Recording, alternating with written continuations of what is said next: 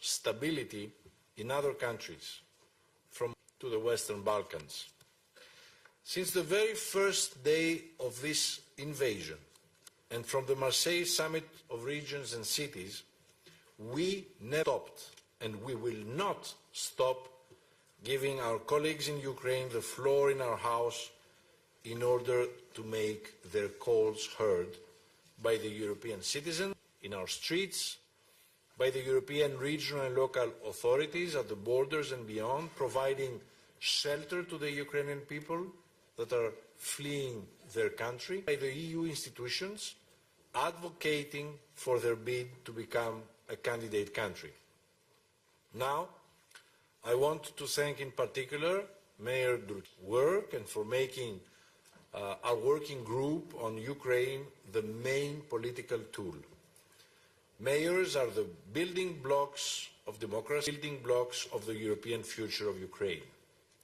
We pay homage today to their courage and their strength, and we pay respect to the thousands and for those who will have to live with the memories of the atrocities they witnessed and experienced in their hometowns, on their streets, and their 9 May is Europe Day, representing the day of just peace over war.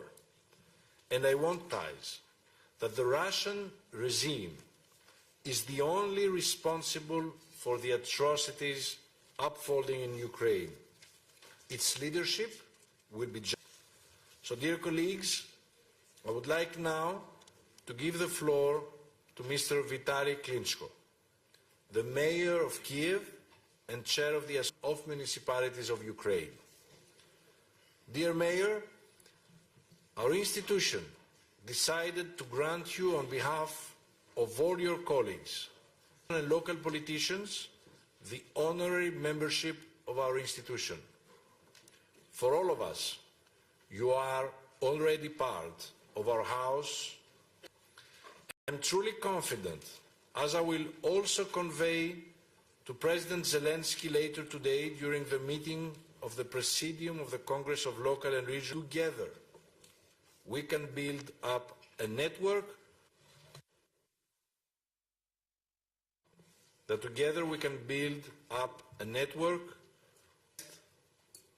experts from the regional and the local level of government to create a pool of expertise to be at your disposal, rebuilding your cities and your villages in Ukraine. We fully commit to this patronage initiative. So, dear colleagues, allow me now to give the floor to the Mayor of Kiev.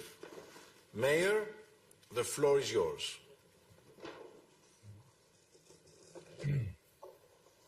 Ladies and gentlemen, are you listening? Are you hear me? Yes, very clearly.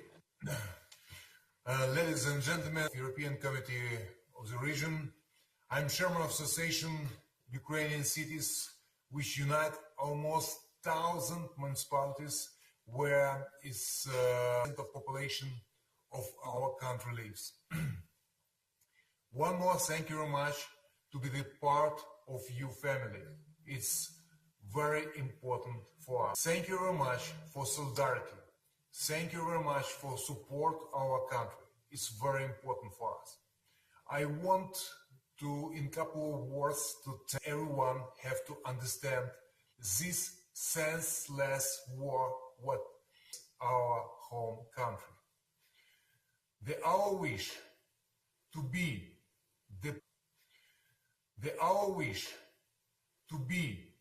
the part of European family, to build democratic, modern European is a member of European family, not accept from Russian Federation, Russian Empire and from Russian Federation. They have just go to rebuild Soviet Russian Empire, and Ukraine is target in this vision, as Ukraine is in the vision of President of Russia, to be the part of former Soviet Empire. We and we don't want back to USSR. We see our future as member of European family, and that's why of European Committee of Region is I want to say thank you very much. We right now defending not just our in this war. It's every day died thousands and thousands Ukrainian. Majority from them is civilian. Children, the people who never have communication with army, and is big tragedy for our home country. It's also big tragedy to Russia. They not understand right now, but doesn't have another choice. We have to defend our homeland, defend our city, and defend our dream to be the part of Europe. And we pay for our dream with huge price, lives of our citizens. It's very important. I want to say thank you very much for humanitarian help. Thank you very much for support refugees from Ukraine. Thank you very much for political support, and it's very, very important for us and to feel the friendship with European friends and support our goal to be the part of the family. I ask Committee of the Region to support for membership. It's our dream, it's our goal. I propose to involve leaders of Ukraine in cooperation to include representative of local self-government of Ukraine, in the working group on Ukraine, task on Ukraine. We also very appreciate for, I hope and everyone understand, we defend not just the peace in our country, in our families. We defend the same values and principles that have European countries. And we defend also the principles what have everyone in the European Union. And we very appreciate for your support, and everyone, I hope, understand. Ukraine is one of the largest countries in the European continent. And it's everyone wish stability, politically, economically stability in Ukraine, and instability, one of the largest countries in Europe, can bring on the region. And that's why our goal to bring peace back to Ukraine. I want to remind, this war is the largest, the biggest war after the Second World War in the European continent. And that's why we have to do it everything what is possible. The dream for every Ukrainian, every from 40 million Ukrainians, to bring peace back to our homeland. So thank you very much for 50,000 children, school-age children from all regions of Ukraine who already take in summer camps in European Union for children. Our children is our future. It's very important for us. A message for everyone. Please stay with Ukraine. The unity around Ukraine is a key for peace in whole Europe. One more, thank you very much for support. We still fighting. We still not just our children, not just our houses. We fighting and defending the same values and principles what have every member of European Union. One more, thank you very much for everyone.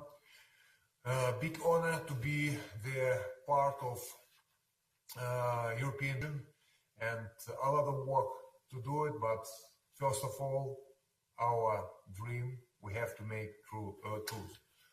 Peace back to Ukraine and everyone who support our homeland.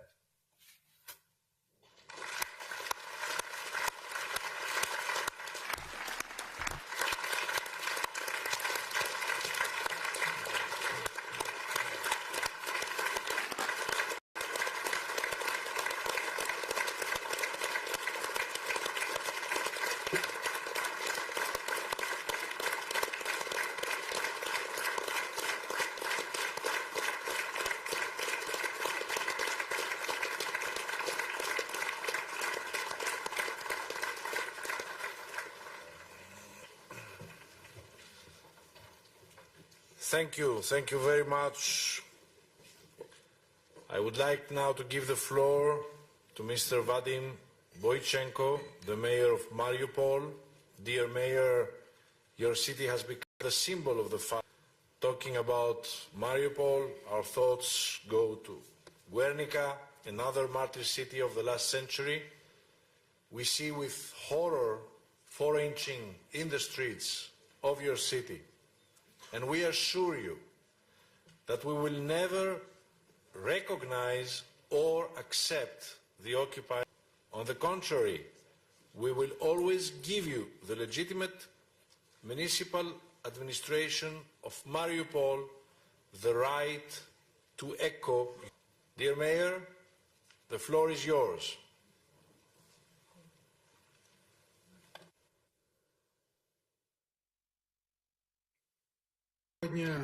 Good afternoon. I greet you, dear colleagues, European community. I am addressing you today as a mayor of a Ukrainian city which is suffering enormously from the Russian occupation. Our streets that until recently were full with children's laughter, unfortunately they are bleeding. The houses that 2 months ago were full with family warmth, they became the burial places for thousands of Mariupol citizens. Instead of light in our windows, we have darkness, we have cold and quiet. Instead of life, we have death. Russian occupants have ruined more of our city infrastructure, schools, kindergartens, hospitals, parks, and the enemy is targeting everything of our peaceful life. It was ruined. The enemy is targeting everything of our peaceful life. It was turned into a military object. As it is said nowadays by the citizen of Mariupol became an enemy from a small Tatiana who died from lack of water under the rubble of her house, until a woman who died in the hospital #1 when it was shelled by the enemy. More than 20,000 of peaceful citizens are victims of this atrocious war. It is twice as much as those 2 years when it was occupied by fascists during the Second World War. Just think about it. 20,000 lives which were taken by Russia. 20,000 stories that will never be continued.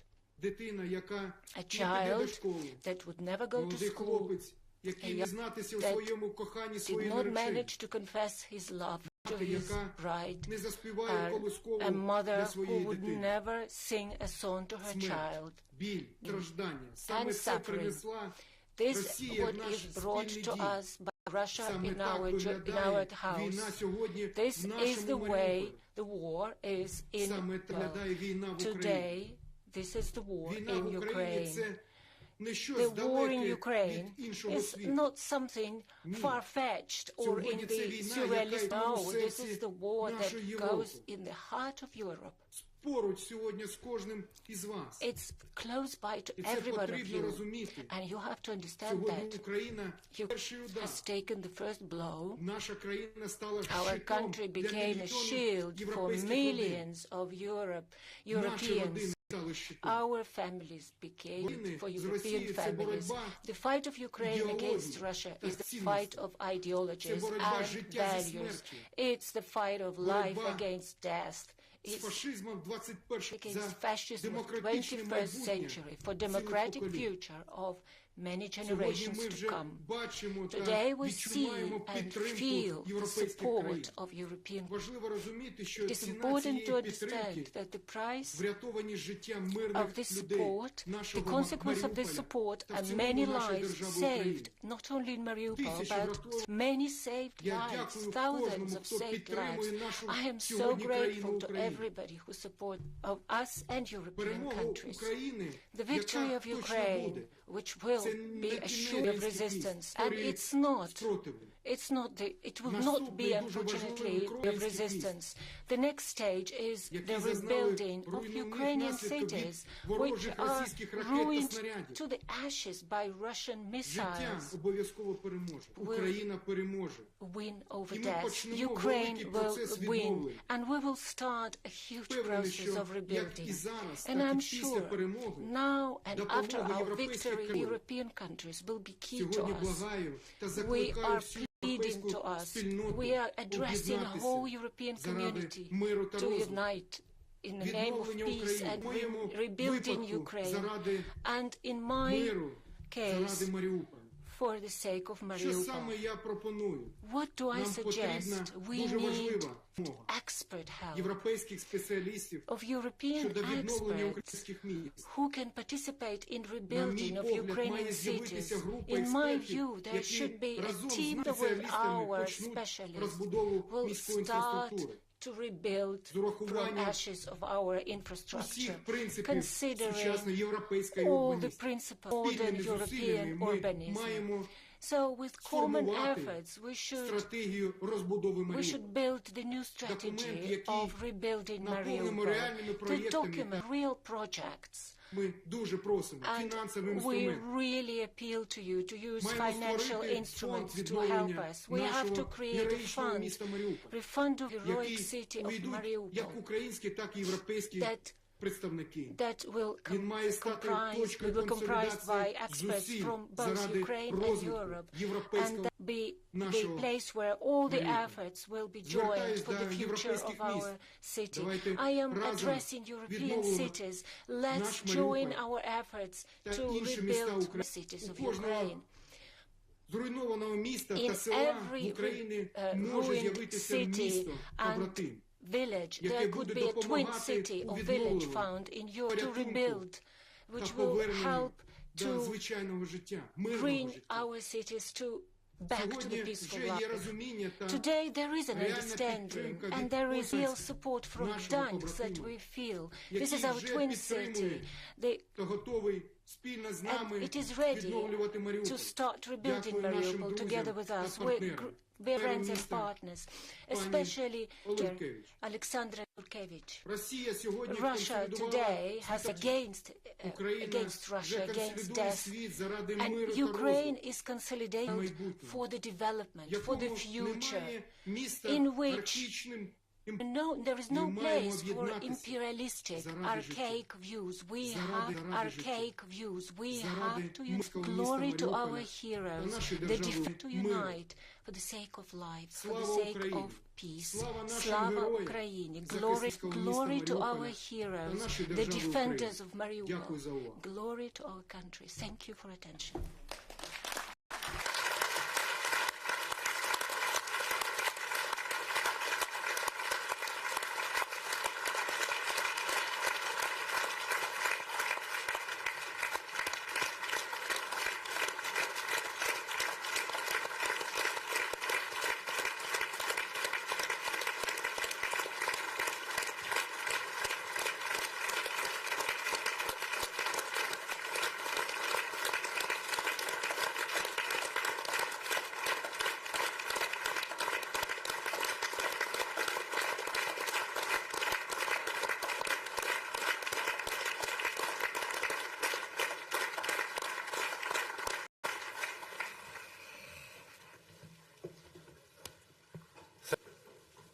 would like to give the floor now to Mr.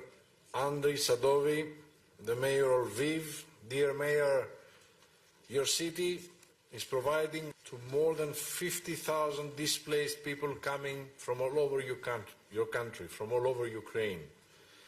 You have been called to manage a new within your city. During our last meeting, you echoed the need for a new Marshall Plan to be at the disposal of Ukraine and if possible. So we are here to listen to this call. The floor is yours, Mayor. Пані та панове, для мене велика честь мати можливість сьогодні виступити перед вами. І на початок я хочу подякувати всім вам за розуміння і за солідарність. Ми всі розуміємо, що це є особлива війна, що сьогодні українці воюють за вільний світ, за демократію, воюють за право бути вільним народом і жити в вільному світі. Президент Зеленський неодноразово виступав і наголошував, яка на Україні. Це і мілітарна допомога, це і гуманітарна допомога. Як ви знаєте, сьогодні близько 6,5 мільйонів українців кинули свої міста, покинули свої помешкання, і вони сьогодні волають про допомогу. Сьогодні Львів прийняв переселенців, це є жінки, це є діти, це є старші особи, які, ховаючись від бомбардувань, від ракетних обстрілів, притиску в нас у Львові. Ми перебудували 500 наших комунальних установ, це є школи, це є театри, це є спортивні зали. Вибудовувати тимчасове житло. Ми розуміємо, що ця війна ще буде тривати, і ми повинні перемогти в цій війні. Тому ваша підтримка для нас принципово важливою. Для нас є важлива економічна підтримка, щоб Україна не просила кошти, щоб ми вже сьогодні почали вибудовувати економіку, щоб ті підприємства, які можуть працювати, щоб вони працювали. Сьогодні до Львова багато приїжджає підприємств в Харківській області, в Луганській, Донецькій області, і ми їм максимально допомагаємо, і тут важливо, щоб були відповідні програми від Європейського для підтримки цього бізнесу, щоб дати цю вудку, щоб економіка України почала оживати. Весь світ захоплюється сьогодні мужністю українських воїн. Ту саму мужність проявляють сьогодні і українські громади, і українські мери. Як ви знаєте, сьогодні орієнтовно 190 знаходяться в окупації в Україні і є заблоковані. Близько 8 знаходяться сьогодні в полоні, то викрадають в першу чергу мерів, вони попадають під тортури. Сьогодні був великий мітинг в місті Херсон, який російські окупаційні вігнали. Це місто знаходиться в окупації, а люди не бояться, вони виходять з нашими національними прапорами, і вони волають, тому що якщо ми говоримо, що ми підтримуємо Україну, ми повинні блокувати все, що стосується Росії, їхні культурні, міжнародні будь-які ініціативи. Це є війна ідеологічна, це є війна тиранії проти демократії.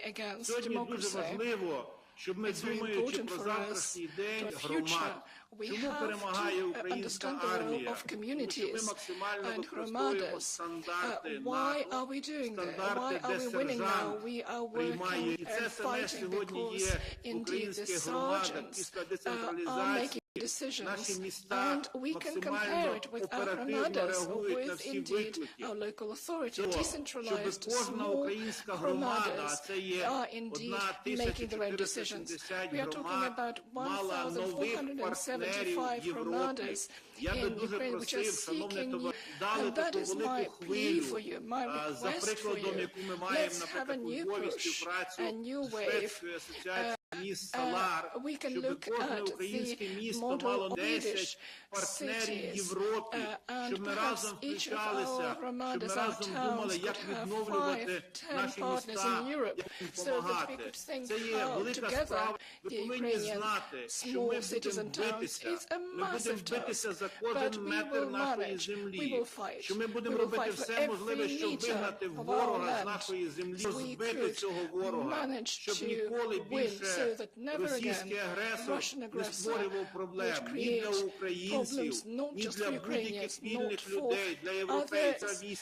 That is our mission. We don't know what to expect, what is waiting for us in the future, but we have good faith. We have good faith that we will win, give up. And that will be not just our victory, it will be a victory of the democratic world, of all of us. Only together, only united, never give up. Victory. Thank you very much.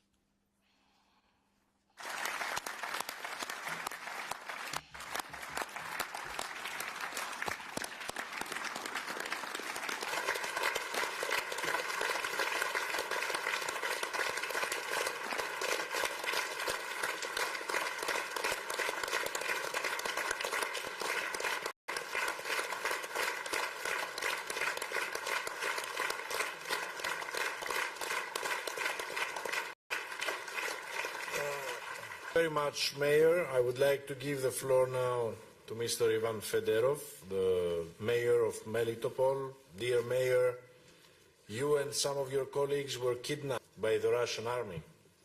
From the very first moment, we all called for your immediate release. And together, we have to keep the attention of the national community on the fate of your fellow colleagues.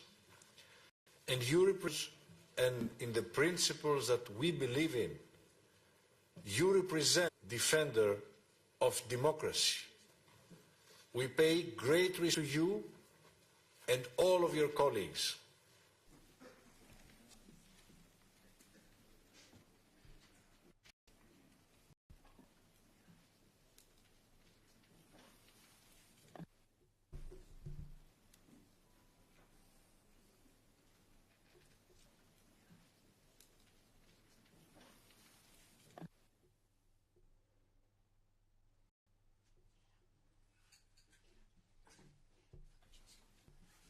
Mayor Fedorov, you have the floor.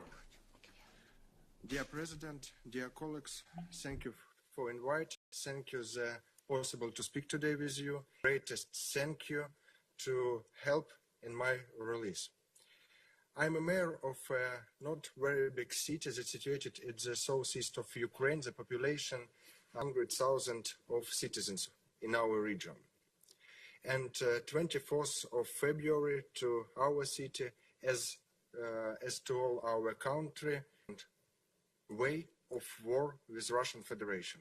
Why I tell the second way? Because war started in 2014. In 24th of February, make a rocket shoots to our city near our civilian houses, 200 meters from civilian houses when slept. Next 2 days, it was fully war in our central square, central streets, was destroyed all heating system, water system, electricity system. My team, as myself, make decision to stay in Melitopol because our citizens just wait support from us and we can't leave Melitopol, difficult situation. Next 2 weeks of occupation of Melitopol very hard for us. And Russian army every day stand more angry. Because Putin and Russian leaders tell all over the world then when they will come to south and east of Ukraine, citizens of our cities will say welcome for them. But nobody say welcome for Russian army. Putin and Russian leaders said all over the world that legalists will give support for Russian army. But nobody gives support from our colleagues. And of course, last point of their aggression, kidnapping, it was our civilian protests. I want to pay attention on it. When city was totally occupied, when Russian soldiers was inside a city, when many soldiers was around our honor, civilian citizens, go to civilian protests. Go to civilian protests and it many thousands of citizens go away from our cities. Russian soldiers shoot to civilian citizens. They make decision to civilian citizens, and 2 civilian citizens on Melitopol was wounded. They make decision to kidnap me. Why me? Because Melitopol, as a Mariupol, as a many cities, it's a good example of reform of decentralization. We have many projects, many contracts with European institutions. For example, European Investment Bank, European Bank Reconstruction and Development. We invite many greatest projects together. That's why they make decision to kidnap me. They kidnapped me on Friday on 3 p.m. from the center of that we born at second day of war. In the center, our citizens can take clothes, medicines, pharmacy, temporary house was destroyed. Russian soldiers come to this center and said to me, we arrest you because you had financial agreement with Ukrainian party. I said to them, it is not true. But they bring me back at my head, tied my hands, and deliver me to prison. And it was very dangerous 6 days of my life. Of course, every minute I can't understand what I can wait. For Russian soldiers, for Russian occupied soldiers, people's life, citizens' life cost zero. One morning I wake up, next camera, they make torches with civilian citizens that they kidnapped at night. But what's important thing, one important thing, when I ask them, why you come to our city? Why you come to our country? What do you want from us? And you know, I had very strong, first of all, they said me that they want to save Russian language. But it is a very stupid reason, because in the south and east, 95% of Ukrainian citizens speak on Russian, and we have no such problem. Second reason, they said that they want to Nazism. I ask them, I'm 33 years old, and I can't find anyone Nazist in Ukraine. Who is it? But they answered, no, but many Nazist. But now I know this. But now I know who is Nazist. Ukrainian patriots, all of us who love our country, who love our cities, have no Nazism in Ukraine. And third reason, they said that we patriots, it's good. Nazism, it's not, have no Nazism in Ukraine. And third reason, they said that we, as legally elected representatives, beat our day of victory, 9th of May. It's very stupid too, because I ask them, please show me the video, and they can't do it. Situation more better, because when Putin understood that we can't give him, we don't want to give him support, he can't take support from the elected representatives, our civilian citizens. Now he start to make genocide, and now we can't deliver humanitarian aid to our, we can't deliver pharmacy to our cities. Now we can't evacuate civilian citizens who want to leave occupied cities. But he started to fully destroy our cities. For example, city of my colleague Vadym Boychenko, Mariupol, and many other cities. But in know the reason why Putin come to Ukraine. Because in 2014, our country and all our cities make a choice future. Not Soviet Union, but European future, European development. That's why Putin come with war to Ukraine. And of course, I want to ask you support.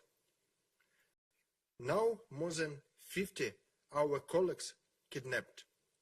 Mayors, vice mayor of local councils. And of course, I want to ask you to be a leader, to make a huge PR because it's very important for those our colleagues who now on a prison. And of course, I want to ask you assist us to rebuild.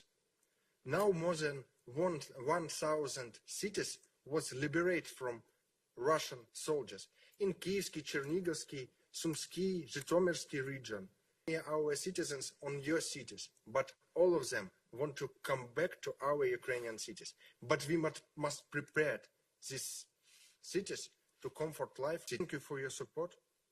Thank you for your trust.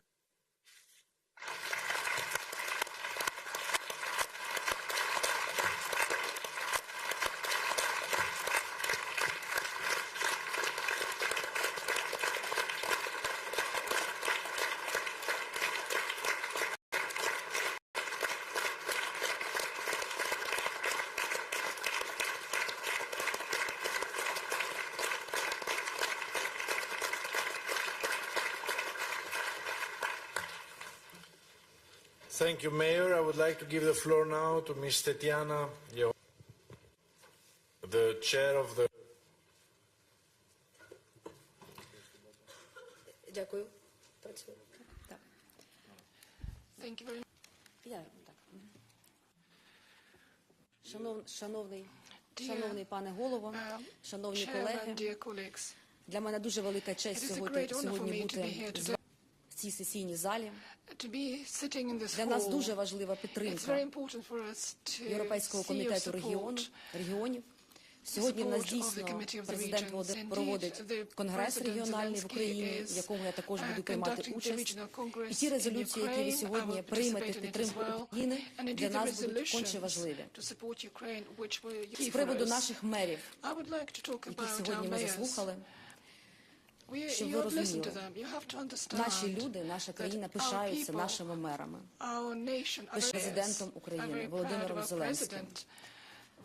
Жодний не полишив свій пост. Кожен робить все можливе для того, щоб наші люди в тих містах, які на сьогодні ще не окуповані. Путін вважав, що Україну можна розділити на захід, на схід, або відкусити, але він помилився. Україну він тільки об'єднав. Український народ, як ніколи сьогодні, об'єднаний і як ніколи вірить в свою перемогу над російською агресією. І ця перемога буде не тільки України, це буде перемога всього світу. Навколо України, вважаючи, що це неможливо, але так вийшло. І це завдяки вам, шановні наші колеги, партнери, завдяки тому, що ви підтримуєте громадян, нашого президента, наших мерів, наших голів обласних рад, приймаєте наших людей. І ми, звісно, знаємо, що це також для вас велике навантаження, владу. Але повірте нам, як тільки Збройні сили України переможуть ворога, наші громадяни всі повернуться додому. Те, коли люди після того, як Збройні сили України звільнили Ірпінь, Бучу і Гостомель, де відбувався просто геноцид українського народу, люди масово почали повертатися. Сьогодні для нас дуже історична, важлива історія, яку ми пишемо разом. І я впевнена, що життя має перемогти. Біле має перемогти чорне. І добро має перемогти зло. І ми разом тільки з вами. Наші Збройні сили України, наш президент стійко стоять і боронять нашу державу, наших жінок, наших дітей. І наші жінки також вступають в Збройні сили довести, що всі готові встати і боротися за нашу незалежність. Люди обрали давно курс. Громадяни України давно обрали курс. Діти, починаючи з маличку, дорослі люди, всі хочуть одного – європейську, розвинуту країну. а не того, що нам наді. Вибачте, освободітелі. Я всім дякую за підтримку і думаю, що сьогоднішня сесія і рішення підтримку України буде правильним і важливим для нас. Дякую.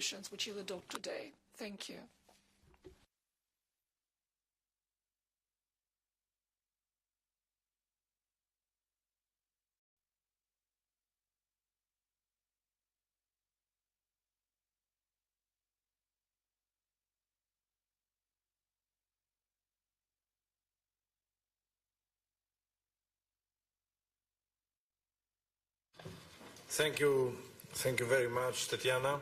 I would like now to ask our staff to play videos on the testimonials that we had on the ground, the productions of the Committee of Regions.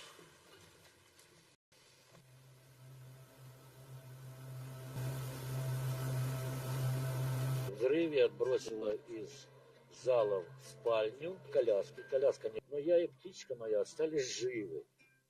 Я не думала, что я свои 18 лет окажусь в такой ситуації, і я надіюсь, що це... Пішов в Дрогобичі спокійно, але коли лунає тривога, то вже серце не на місці, тому що останеться, залишиться цілим.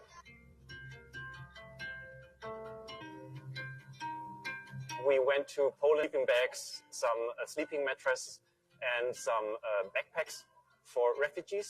We have a van that we can fit 6 people in, and we're prioritizing people who have like kids with disability. The necessary medical help as much as we can in the primary level, and if we have something that is very serious, we have to immediately send them to the hospital.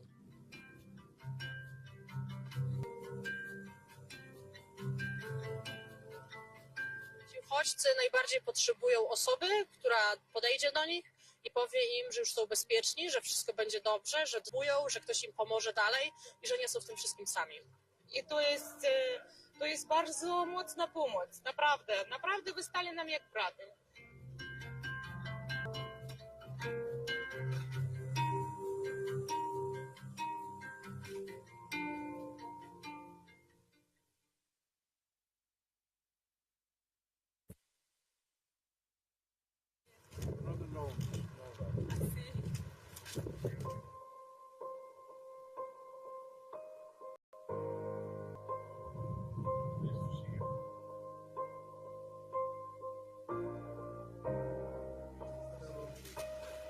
Welcome to our shelter for refugees. Today things have changed. Europe has learned from its mistakes.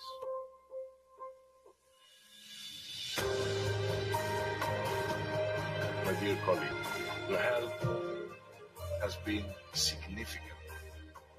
Help is coming from all over Europe.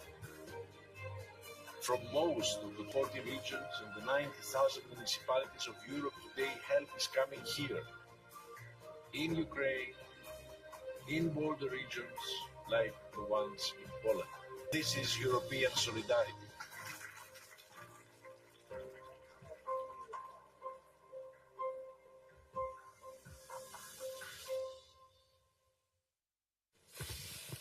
Thank you.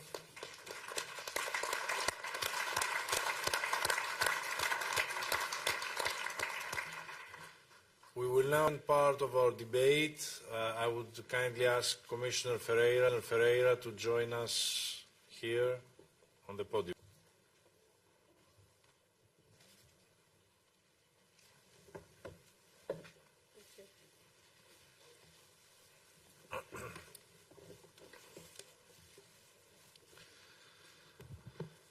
Dear Commissioner, dear Elisa, welcome back to the Europe of the regions. And first of all, I want to thank you for your relentless work and for being with us in this important debate.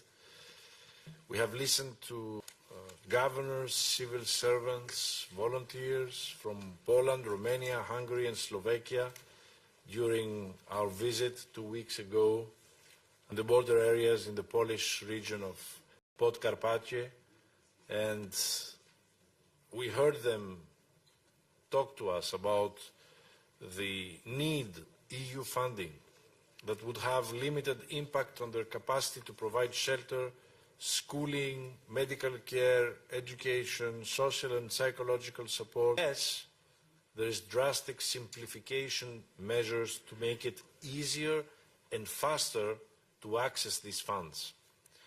Second, since it would be eligible for funding under 5 different EU programs, the use of EU funds is far too complex and bureaucratic. It is to expect fund managers to cope with 5 different regulations and liaise with 5 different European Commission's offices alongside departments to receive funding in time. They need a single access point and increased technical assistance. We are proposing the establishment of an EU-Ukraine refugees local facility, not as a new fund, but as an operational instrument that would offer, for example, the following features. First, mobilize funds from all relevant under one single set of simplified rules. Second, rely on an ad hoc Ukraine crisis task force of relevant European services, offering basically a one-stop shop to potential regional and local leaders and authorities. And, of course, to grant direct, timely access to these funds to the eligible regional and local authorities. The European Committee of the Regions process, through its COR Ukraine Working Group, which has been supporting cooperation as through its Help Ukraine Info Support Hub that we created. We shared this proposal also with the EU Budget Commissioner Hahn. Given the urgency, will provide us a clear, complementary or even a clear answer as soon as possible, including the proposed complementary or even alternative solutions. So, dear Elisa, I want again to thank you for your great collaboration with us and for being here for this very, very important debate. The floor is yours. Dear President Tsitsikostas, dear Vice President Vaz Cordeiro, my dear friend, Mayor of Rome, Roberto Gualtieri, dear Chairwoman of the Council District, dear remaining members of the panel, honourable members, dear colleagues. Well, first of all, I want to thank you and the committee this important debate and organizing this absolutely historical testimony of what a very special moment. In fact, I mean, no one can comment on the realism and the courage and the determination of our colleagues from Ukraine. I can only express our respect and our humble recognition of what they are doing. In fact, war has returned to Europe. This unprovoked aggression on Ukraine, and several of the speakers mentioned this. It is an attack on our European values of peace, of democracy, and the right of free to choose their own future and their own path. What the Kremlin has underestimated was first and foremost the bravery of Ukraine, but also the most cherished European value, which is solidarity. And from the very first day, Europeans have stood in solidarity behind the people of Ukraine that also united. This solidarity has got to continue. We cannot waver in our determination. Just a few short weeks ago, I was in Poland, in fact, together with President Tsitsikostas. The film just showed it, and we saw the heartbreaking situation of refugees who crossed the border with nothing but the clothes on their backs basically women, and here I pray show of respect to women, because they are the ones that I saw crossing the border with their mothers, with their elderly relatives, sometimes with their pets, and this was really moving. And they just managed to get what they could in their hands. I was impressed, and I'm still very impressed with the energy and efficiency of those helping, among them small NGOs, municipalities, cities, a lot of voluntaries. They are doing the work of heroes, but even here, so once again, cohesion policy, and that's my area of responsibility, is called to play the role of first responder. We have long-term policies, but we have been also working as firefighters. We did this with distinction during COVID, mobilizing support to businesses, employees, to the tune of some 23 billion euros.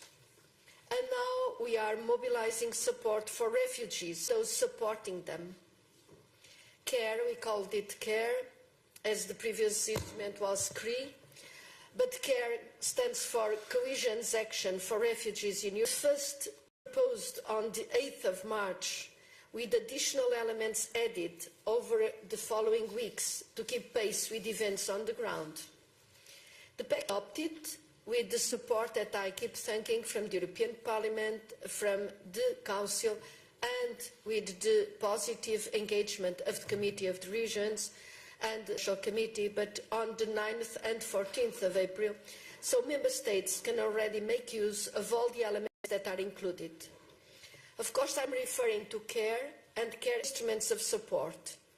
Each of them is different from the other and covers a specific area, like the macro-financial assistance, the asylum and migration, the temporary protection directive, which is not a fund, it's the legal fund, it's the legal status of 8 conditions of legal certainty for the refugees that are treated in all member states as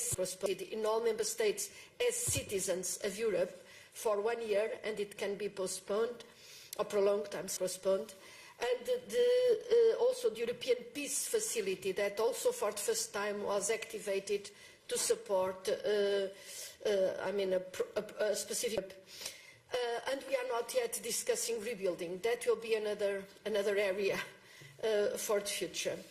So going back to CARE, CARE gives member states the flexibility to funds under the 2014-2020 cohesion programs, and we are talking about an execution rate on average at about 63% of the executed until 2023, as you know, as well as unprogrammed funding under REACT-EU. And REACT-EU, as you know, is 50 billion. There is a part of REACT-EU that is still not programmed. You may ask, why the 2014-2020 programs and REACT-EU and not programs? The answer is quite easy, in the interest of speed, because under the 2014-2020 programs, funding is immediately available, it is there, and the structures to manage it are in place. So we can use this money to serve refugees without delay. In what concerns the 2021-27 partnership programs, as you know, they are still being negotiated with of Greece that already in the summer had the agreement done. Of course, we have a set of programs in the final phase of negotiation, but the truth is that it's immediately operational. We are maximizing impact on the ground by taking 3 key measures to mobilize support quickly and effectively. Full investments under this facility, this reprogramming, this emergency reprogramming, under CARE are retroactively eligible right back to the 20th, so the date of the Russian invasion. Second, we have extended, we changed legislation, and we have extended the possibility of 100% cover to the current accounting year until the 30th of June of this year. So until then, you can finance 100% of whatever costs you have with the accommodation of the refugees. This will alleviate the burden on public budgets, of course. Thirdly, and to allow for immediate liquidity, pre-financing under REACT-EU has been increased, so the advance of money increased for all member states from the already high rate of pre-finance to 15%. But for the 9 frontline member states, those that have a direct border with Ukraine, those member states that have an inflow of Ukrainian people above 1% of their own population, these frontline member states, overloaded countries with refugees, they can immediately receive 45% of the REACT-EU investments so this is an anticipation. This unprecedented pre-financing should release around, according to our calculations, up to 3.5 billion euros, and this is just the pre-financing, in additional liquidity. In my visit to Poland, I stressed that this support must reach the ones that on the ground are acting. So this must reach the regions, the cities, the NGOs, the families who are bearing the burden of the work. We have 3 key measures to simplify operations. First, either fund, the European Regional Fund or the Social Fund, can be used immediately, regardless of the type of operations and without the need to have the bureaucracy to transfer funds from Regional Fund or Social Fund. So, the European Regional Fund can immediately support operations of the type of the European Social Fund and vice versa. Second, and in this dimension, we are trying already, or a partial answer, to the request of the Committee of the Regions as expressed by President Tsikostas. We have already a dedicated website which serves as a one-stop shop in which together Regio, employment and home funds get together.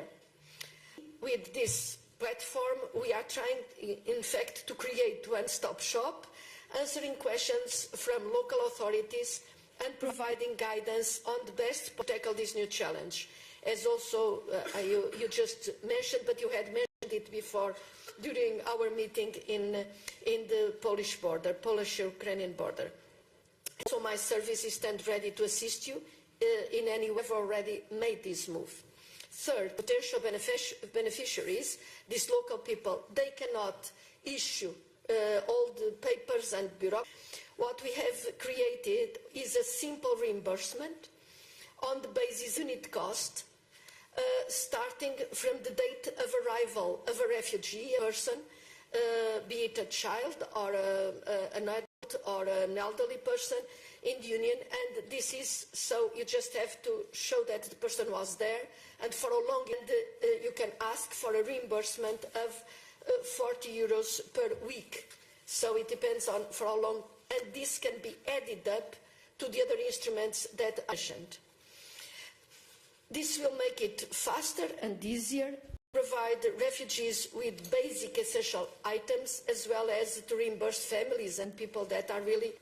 In addition, through the neighbourhood instrument, we are currently supporting over 260 projects, so these cross-border projects, Ukrainian beneficiaries, such as municipalities, rescue and border authorities, hospitals, social centres, small and medium companies and schools.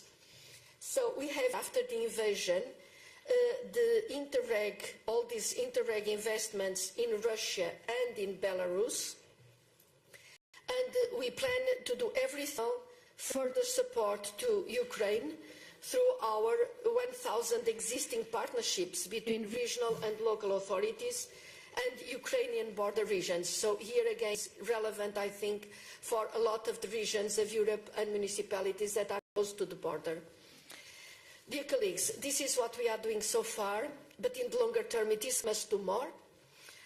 Cohesion policy has been once again, I think, I'm an inadequate first responder, and we are constantly monitoring the situation to assess the best way needs of our regions and of our local authorities. This is yet another situation without precedent. After the COVID pandemic, we are facing an war in the European continent. We are also seeing the largest ever refugee crisis. Close to 3 million people, I think more than that, left their homes, but more than 3 million people are fleeing the war and entering the EU in the past 2 months. They are now among us and temporarily or more permanently integrated. Cohesion policy will assist and is assisting these efforts. But we also know that the true strength of the policy lies in transformation, of which the regional and local actors are champions. So, as we finalise the new cohesion programmes, let us factor in the war. Let us set up the long-term structures to welcome refugees, and we must look at refugees, and let us take this as a timely reminder of a broader point, that we must look out for the regions of Europe. Changes and crises have a territorial impact, from rising energy and food prices to the transition, which we must now accelerate. The future will bring challenges to our regions and to the Union's cohesion. As we must adapt, as our regions must adapt, must also adapt, and this will be our work together in the coming months and in the coming years. I look forward to our discussion, and I would like to take this moment to thank President Tzitzikostas, because some presidencies are like a smooth ride on a calm sea. You come from a country with famous sailors. So, in fact, the ship of your presidency has been forced to weather one storm after another, from COVID to Ukraine. We have this, and dear Apostolos, if you ever felt seasick, you never showed it. It must be in your DNA. But in fact, cooperation with you has always been smooth sailing, whatever the weather. Thank you for the excellent cooperation, especially on the joint action plan and unwavering commitment to European cohesion. We wish you all the best in the future and hopefully some smooth times. Much indeed to all of you.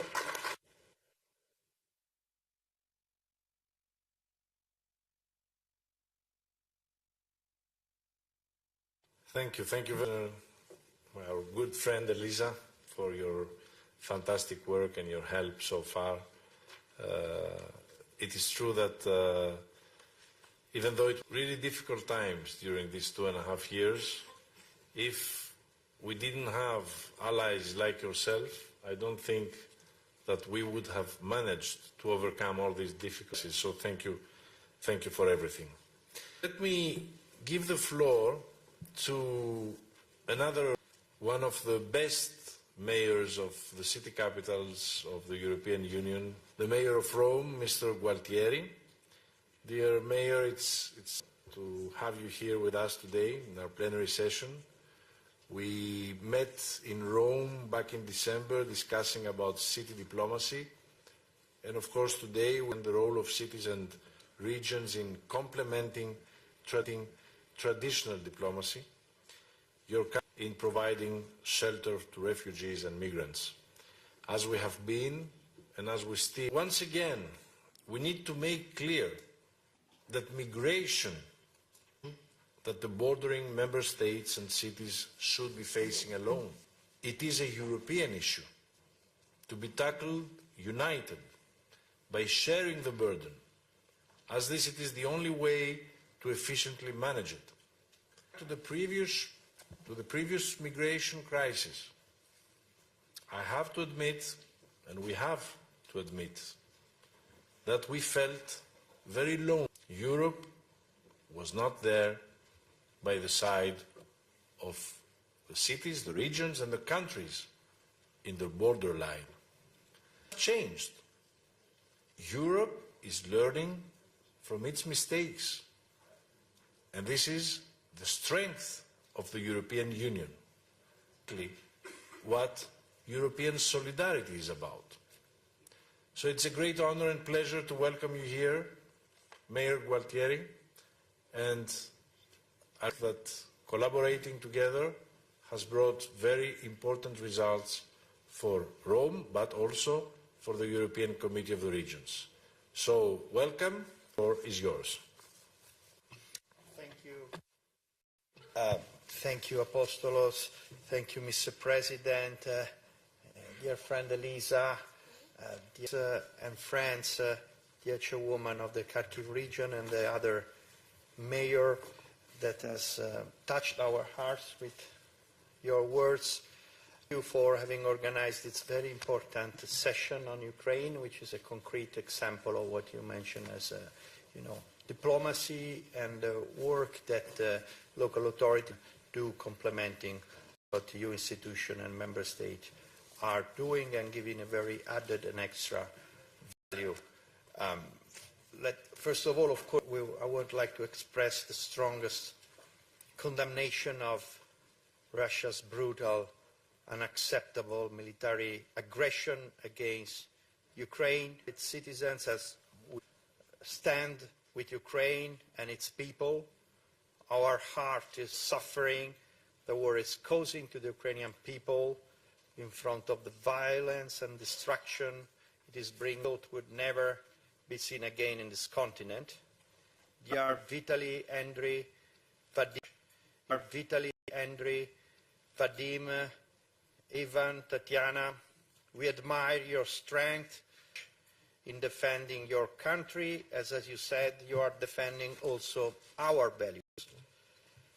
In the face of this blatant violation of international law and principles, I think we can say that Europe has responded with a united front, adopting sanctions, providing military assistance and concrete solidarity towards Ukrainian people and towards those bordering regions which are having the heaviest burden, learning by the mistake of the past and showing concrete example of solidarity, as we learned to do also with COVID.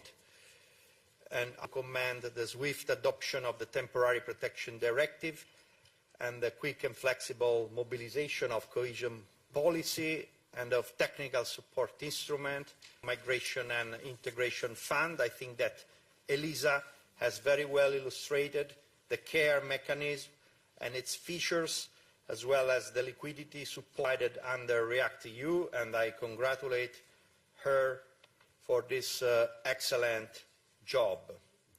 What is even more important and positive, it is the solidarity across European citizens, in particular, of course, bordering regions and local authorities are doing a tremendous job, which all us can support,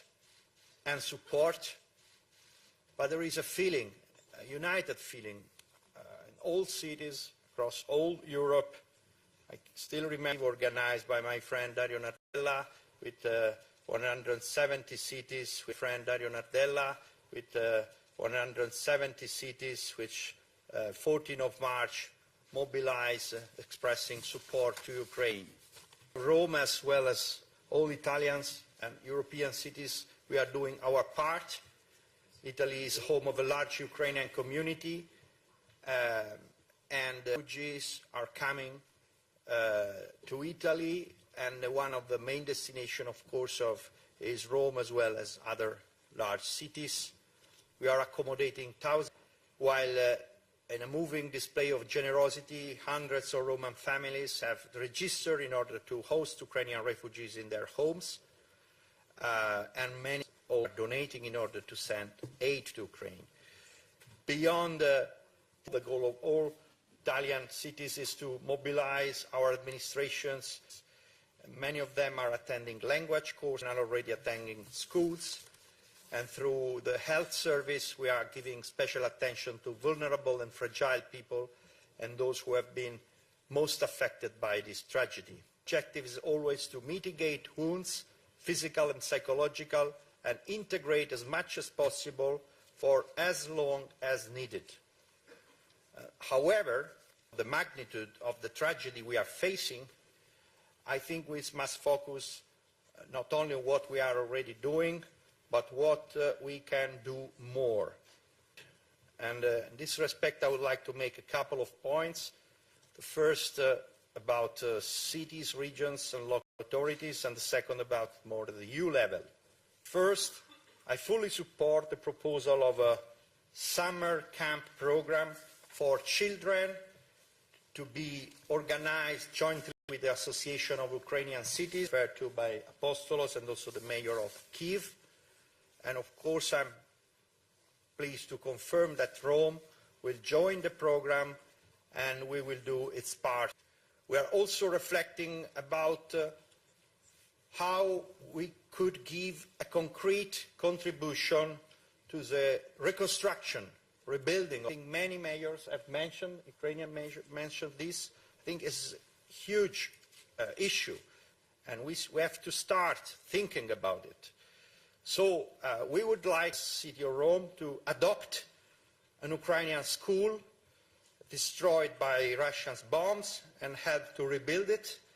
And I think it would be good of EU cities, region and other local authorities will do the same, adopting each one Ukrainian building in one city, one building, one region, together with Ukrainian. I would like to make a final remark about what this war implies for the EU as a whole. I think that the end of this war will, that the economic consequences of this war will add up to already significant existing investment for the energy transition that now is even more needed in terms also of energy autonomy, independence, to Green Deal, to infrastructure, the strategic autonomy of the EU, digital transition, targets,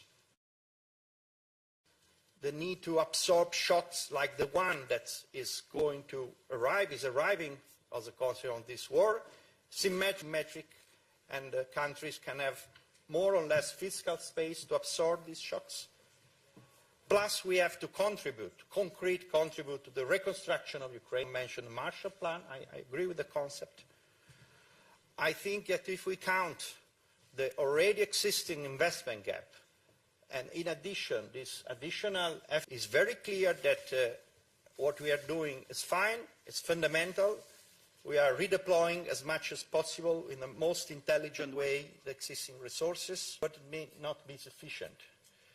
So, as we had the capacity to do when COVID arrived, and after initial, lack of capacity to react, Europe made an unprecedented step to coordinate fiscal, monetary policy, national, EU level, regulatory targeted, finally, common borrowing capacity with the next generation EU. I think that the sooner we realize that something similar will be needed to face this and avoid that the most fragile countries, cities, region will not be able to move together to our common goals, the better would it be. What is the situation and what's going to, that's I'm talking also with my previous head of finance minister, but I see this point, I think it's very important to have full awareness. So thank you very much for this session. Thank you very much for the exceptional work and cooperation that within the Comité region and with other networks are having. Congratulations to the work of your institution. And of course, first of all, I would like to express to our Ukrainians and brothers, mayors and citizens, all our strong support and solidarity. Thank you.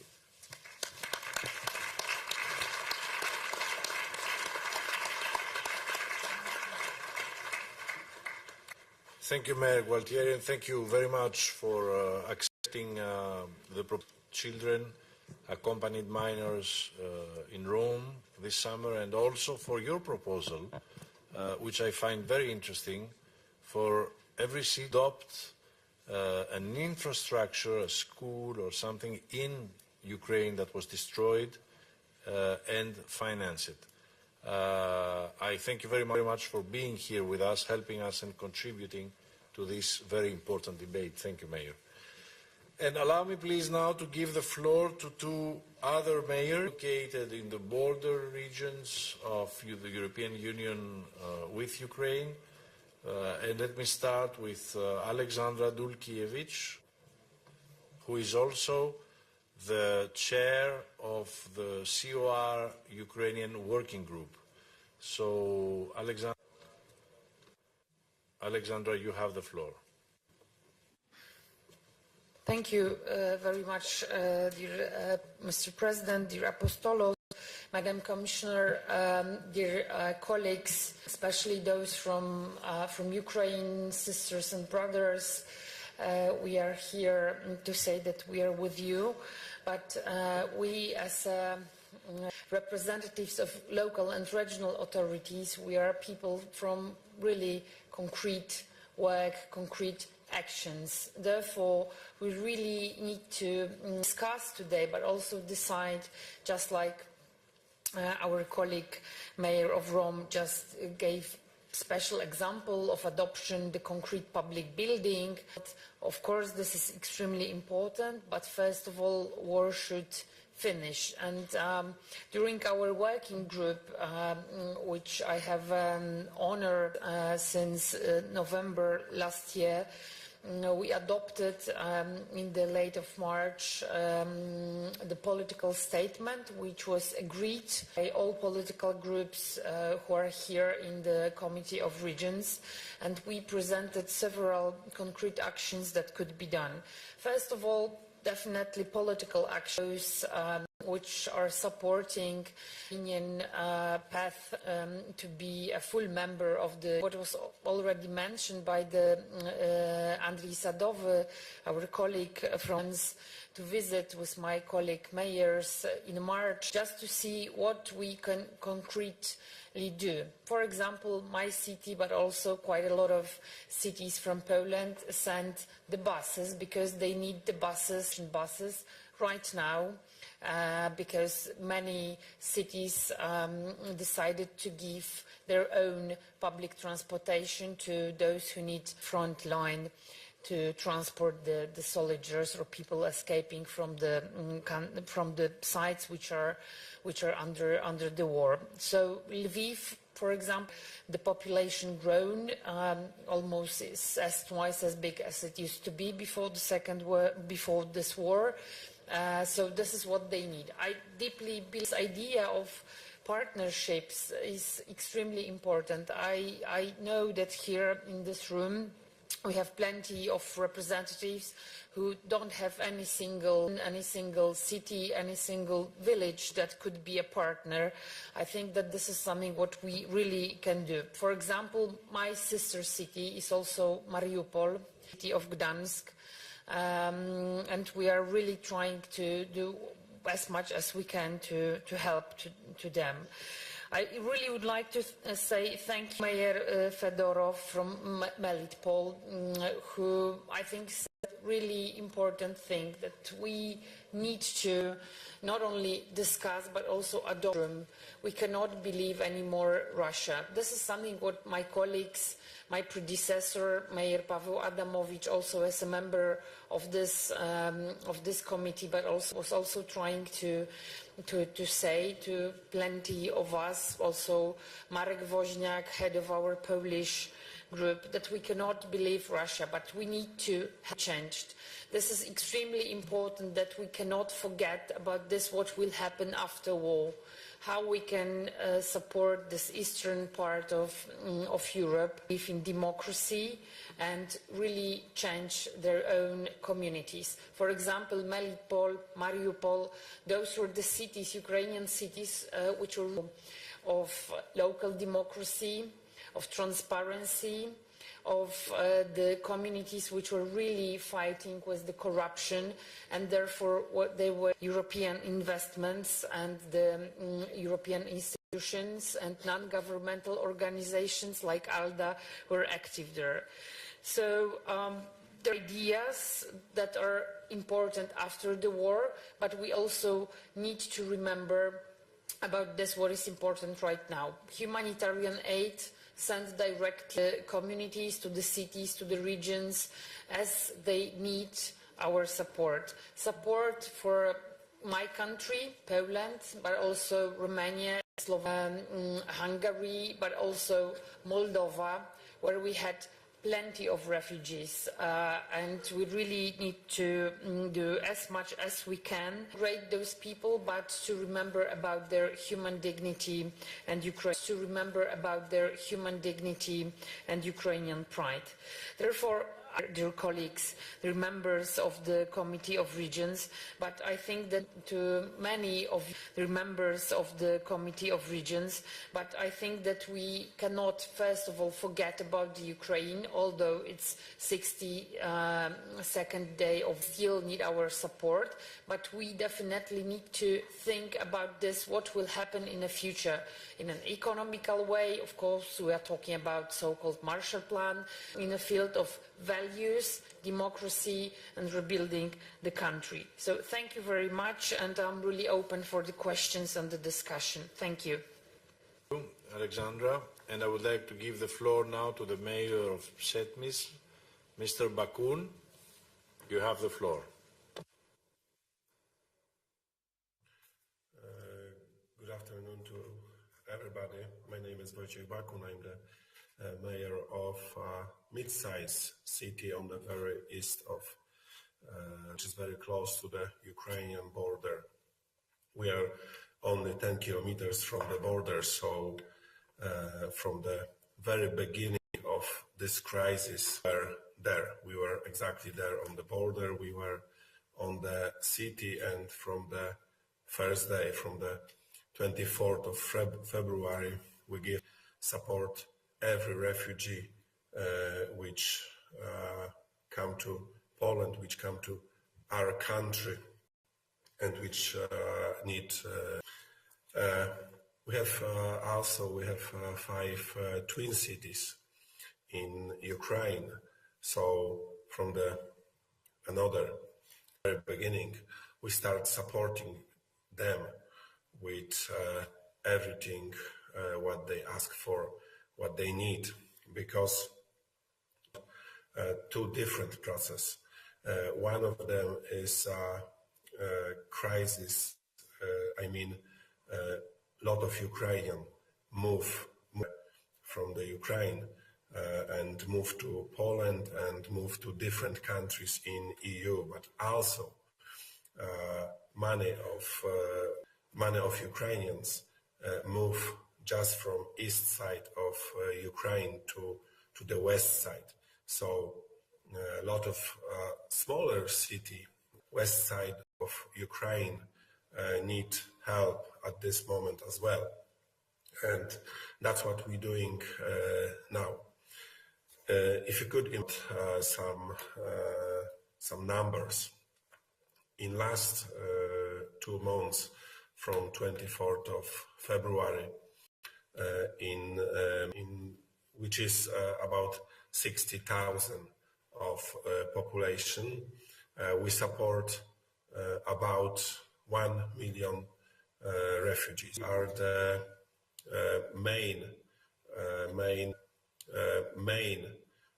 main hub for supporting people border.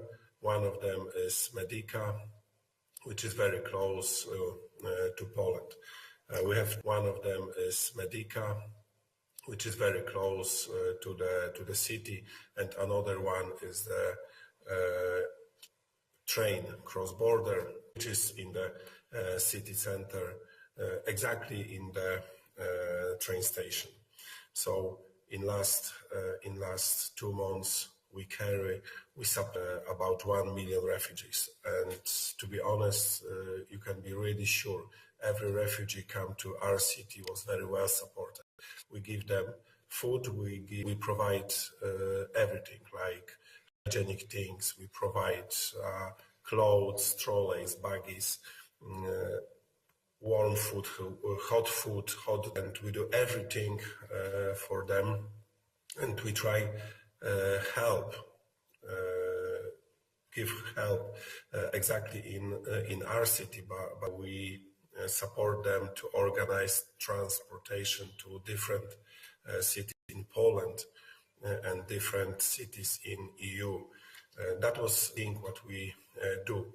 We not from the very beginning. We not keep money of refugees in our city, because the main function for in Poland in the very first line was organized transportation and carry and help people when they need immediately help.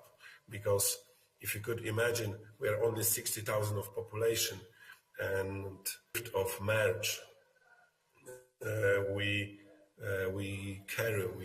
support about 50,000 of refugees which come only in 24, nearly double our city. And every refugee from this group was same supported as nearly 1 million of refugees in last 2 months. But now it looks a bit calm. We can expect, less of amount refugees coming to the Poland, but also we see that traffic, money of refugees leave Poland now, and they decide back to Ukraine, and that's another question and another job for us, because we support them as well. So many cities in Poland and many cities, many regions and cities are stable now with the refugees, so you can easily organize live and easily organize integration in your city. But city on the border, city on the first line is still busy, because we still expect huge traffic of refugees is on the both ways. So about 5,000 people, 5,000 refugees come in to Poland, and about 5,000 from Poland every day. So what's in the future? Mrs. Dulkiewicz, very true words. So we have to think very quick about the future. Integration process is the main thing, because a lot of refugees want back. When we talk with them, they want back as soon as possible to Ukraine. But we have to think about a lot of them don't have a flats. They don't have a place to back on Ukraine. So we have to think about carry this kind of refugees longer period of time. And now in Przemyśl, in our city, we start doing small houses for them. Actually, not house, a flat for about 150 families. And in the future, we think about integrate more than 5,000 in our city. So, and to be honest, lot of refugees, when we ask them, they want to stay very close to the border. They want to stay possible to their home cities. So cities like Przemyśl and other cities on the east side of Poland is very comfortable for them for staying for a long period of time. And that's what we want to do in very near future. Also, it's not. We can admit that we need some funds for that, but that's the future. I think the main thing is process for a longer period of time, and also thinking about rebuild process in future as soon as possible after that war. Thank you very much. Thank you very much, Mayor. I would like now to move to the third part of our debate, and then afterwards our members will take the floor. In this third part with Commissioner Lenarčič, who I welcome here today in our plenary, the EU Commissioner on Crisis Management. Dear Commissioner, it was only in October that you joined our plenary to discuss how the EU has been working to support regions and cities after the devastating summer floods and fires. Since the beginning of invasion to Ukraine, the EU has been working to support Ukraine and its people. And it is true that 2 weeks ago you commit 50 million euros of EU funds to humanitarian aid, which is very important, supporting people that have fled from war or are still stuck in the crossfire. So we need to continue working together to ensure that the support reaches the people who are in need and that our efforts are coordinated and effective. So I welcome you again, and the floor. Thank you very much, dear President, honorable members of the Committee of the Regions. I really am grateful for this invitation to join you at the plenary session once again. It's a pleasure to be here. And allow me to start by acknowledging and appreciating the support and the assistance that you devote to Ukraine and its people since the beginning of the Russian aggression on Ukraine. Since then, the Committee of the Regions has shown tremendous solidarity with the Ukrainian people, both inside the country and throughout the neighboring region. Many of your members have mobilized resources, action centers, and offered help to individuals who are in need. This unity is acutely necessary at a time when millions are still suffering in the face of continued Russian aggression against Ukraine. You heard today from some of the mayors from Ukrainian cities about that they and their citizens continue to suffer. The number of people who left Ukraine and many more are still trapped in besieged cities without access to food, to water, heating or electricity. All hear particularly devastating reports from the city of Mariupol. Yet I fear there are many other places, particularly in the east and the south of the country, that are similarly affected, if less visible. As you know, even wars have rules. However, in Ukraine, these rules are trampled upon. The blatant and widespread violations of international humanitarian law by Russian forces in Ukraine are horrendous, totally unacceptable. As I have been stressing since the start of this aggression, civilians must not be a target. Structure needs to be preserved, and humanitarian workers must be able to access those in need of life-saving assistance. Ladies and gentlemen, at the very outset, the European Commission stands firmly with the people of Ukraine, offering concrete support to those who need it. Largest ever EU civil protection mechanism operation, all 27 member states and 2 participating states, Norway and Turkey, provided more than 23,000 tons of in-kind assistance to Ukraine. This includes shelter, food, medical equipment, mobile hospitals, ambulances, fuel, fire engines, firefighting equipment, and other things.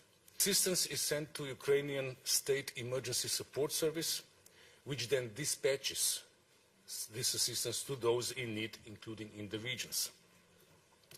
We have also support to Moldova and within the European Union to Poland, Slovakia and Czech Republic, which have also requested assistance to the Union Civil Protection Mechanism to help them cope with the refugees, care for the refugees. Today, we continue to provide such much-needed support, both inside the region, with support of our emergency Response Coordination Center and in close logistic hubs. Their role is to collect and cooperation with Poland, Romania and Slovakia. We have set up logistic hubs. Their role is to collect and consolidate the assistance offered in the most efficient manner before it is being sent to Ukraine. Furthermore, we also help organize medical evacuation for those in need of urgent care. To date, the civil protection helped transfer over 200 Ukrainian children and adults, patients, including war-wounded, from Poland, Moldova and Slovakia to 11 Union member states.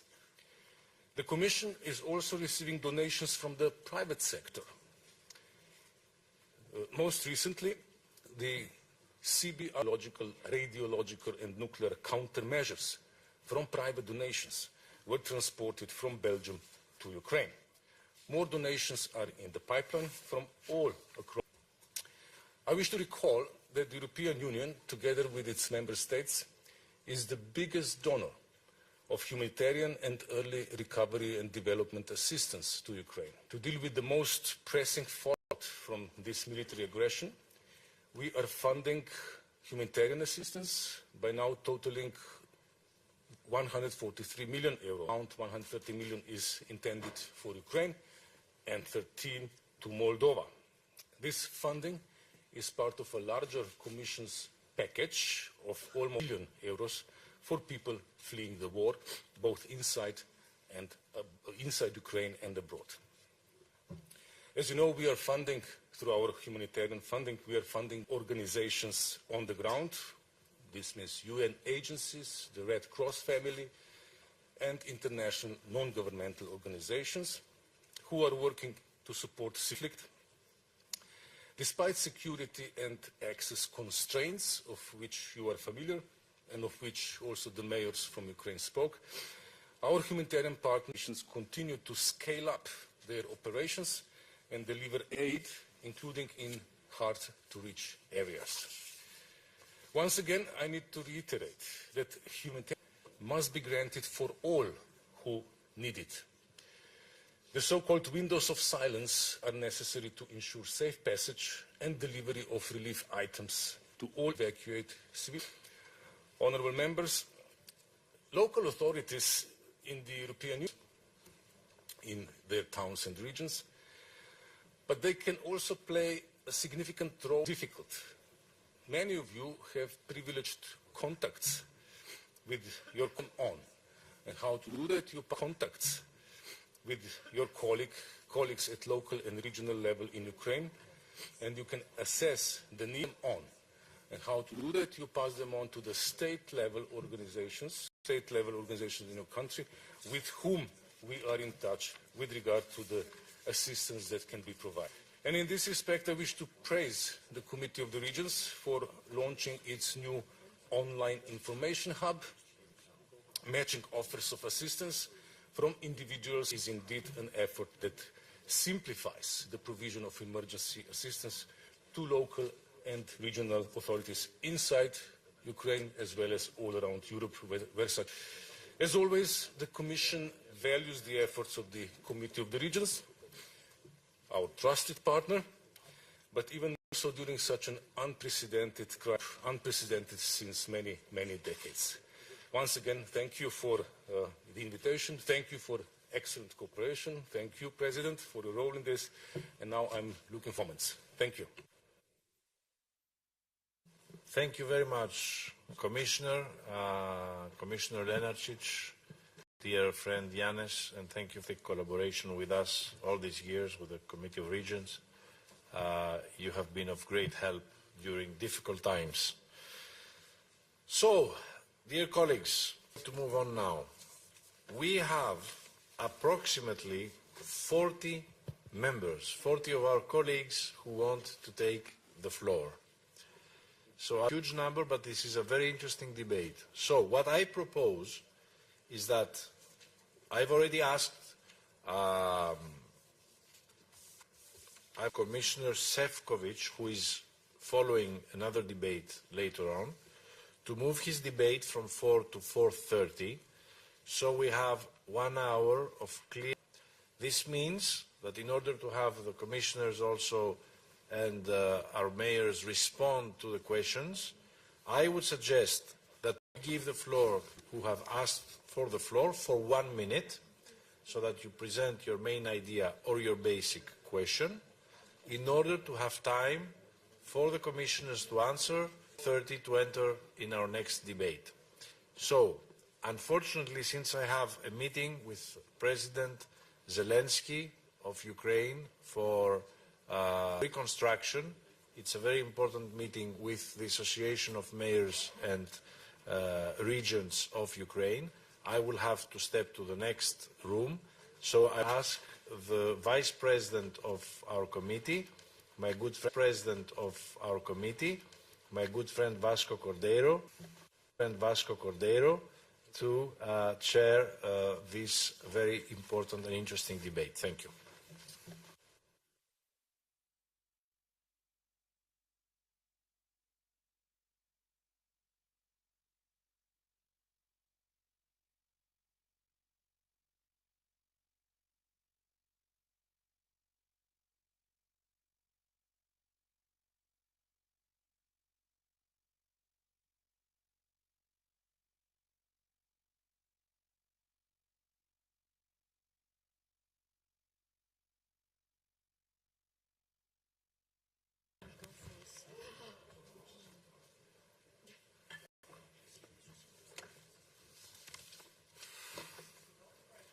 This is the order.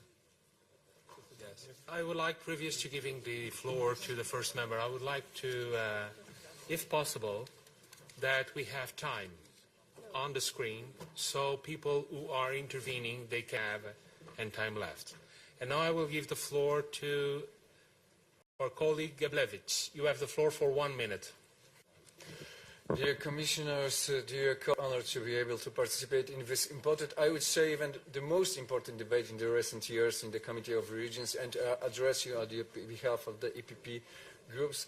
I'm deeply moved by your fellow mayors and councillors from Ukraine. We respect your courage, actions you have taken to protect your citizens. We respect your dreams of peace, democracy and development. That's why the EPP supports the resolution of COR, which we will adopt today, as well as all gestures of solidarity with Ukraine, both here in the cities. Ukraine cannot be left alone, abandoned, forgotten. EPP supports and calls for further links between EU cities and regions. Any help is needed. We have to mobilize our communities and residents for further humanitarian aid, because this aggression, this war destroys not only but also Ukrainian economy, civil infrastructure, hospital and schools.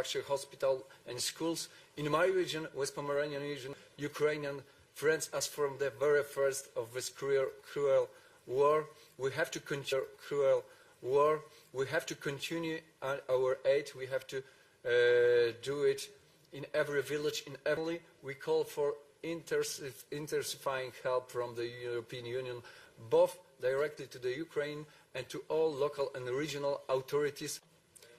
Thank you. Mr. Wozniak, 1 minute. Wozniak, 1 minute.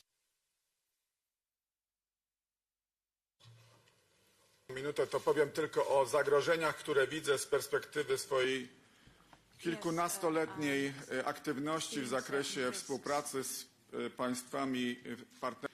Po pierwsze, kształt pokoju, jaki nastąpi między Ukrainą a Federacją Rosyjską, jest kluczowy. Rosja uwielbia zamrożone konflikty. Jeśli pokój będzie, marzenia o odbudowie i o normalności będą narażone na niepowodzenie. Po druga rzecz, obawiam się, że zawiedziemy Ukrainę, ponieważ jak Państwo słyszeliście, Ukraina oczekuje pełnego członkostwa w Unii Europejskiej i walczy o to pełne członkostwo dzisiaj na froncie. To jest walka o wartości. To jest walka dwóch cywilizacji. Cywilizacji, która nie szanuje, kocha człowieka, czyli naszej. I trzeci element, obawiam się niezadowolenia naszych mieszkańców, jeśli wydamy nasze pieniądze przeznaczone na rozwój na kryzys uchodźczy. Tych pieniędzy... Thank you. Rouillon, 1 minute. J'avais prévu 4, alors je vais aller vite. 3 remarques et demandes. Premièrement, la Commission Ferreira a mis en œuvre un budget dénommé Quieres, soins, traitement, doté de 17 milliards d'euros. Ce fonds devrait être mobilisé pour envoyer 15 000 jeunes ukrainiens déscolarisés dans des villes évidentes. Deuxièmement, une mise au point est importante. Les fonds mis à disposition obéissent tous à des règles différentes, rendant la tâche des régions, des villes, très difficile. En ce sens, je soutiens la proposition du président qui demande la création d'un fonds d'impôt commun de l'Union européenne réunissant tous les fonds disponibles. Enfin, sans doute le plus important, la mobilisation dans l'urgence des fonds de la politique de cohésion. D'une certaine façon, il s'agit d'un détournement de procédure. Nous ne pouvons pas dépouiller la politique de cohésion et priver les collectivités territoriales d'investissements de long terme visant à réduire les inégalités de richesse et une croissance respectueuse de l'environnement. Nous demandons que l'Union européenne abonde un fonds spécifique permettant de faire face dans la durée à l'accueil. Thank you. De Coster, 1 minute.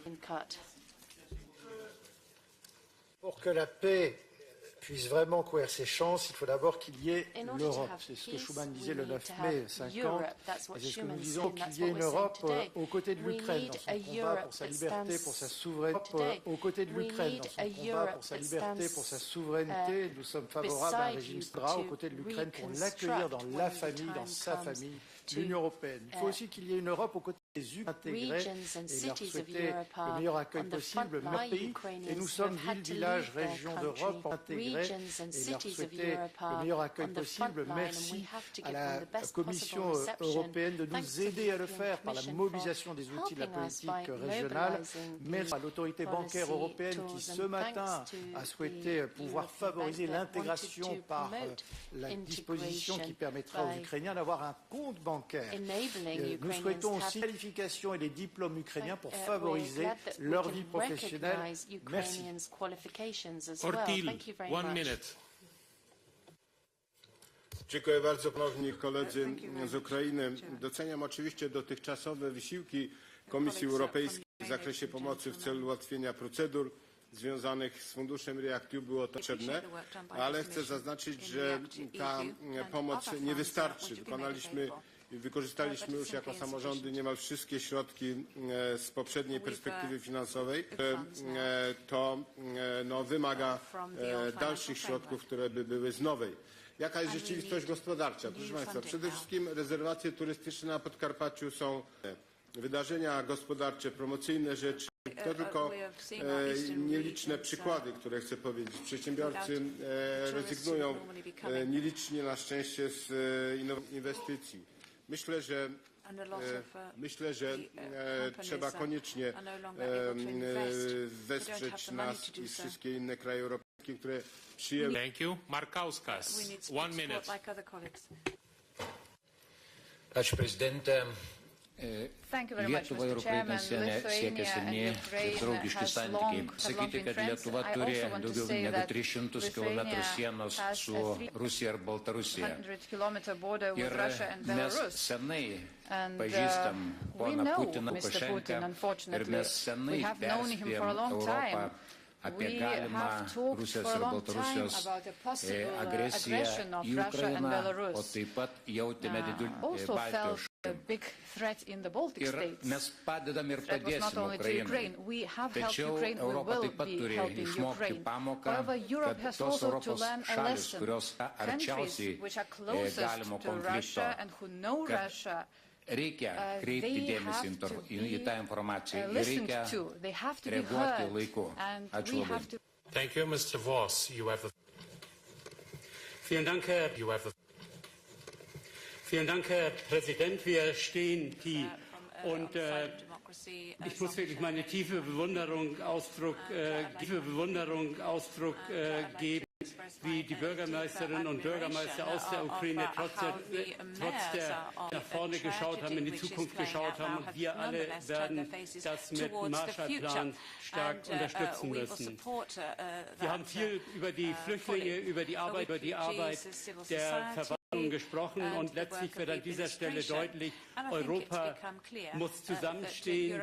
Das hat diesmal sehr, sehr deutlich gemacht, aber die Arbeit wird letztlich und vor Ort in den Kommunen erledigt. Bei dem allen Unfassbaren, was geschehen ist, müssen wir zugleich auch ganz genau hinsehen, gerade als Westdeutsche, wie weit wir weggeschaut haben in den letzten Jahren bei dieser Entwicklung. Und wir müssen es einfach lernen. Thank you. Zdanowska, 1 minute. Dziękuję bardzo.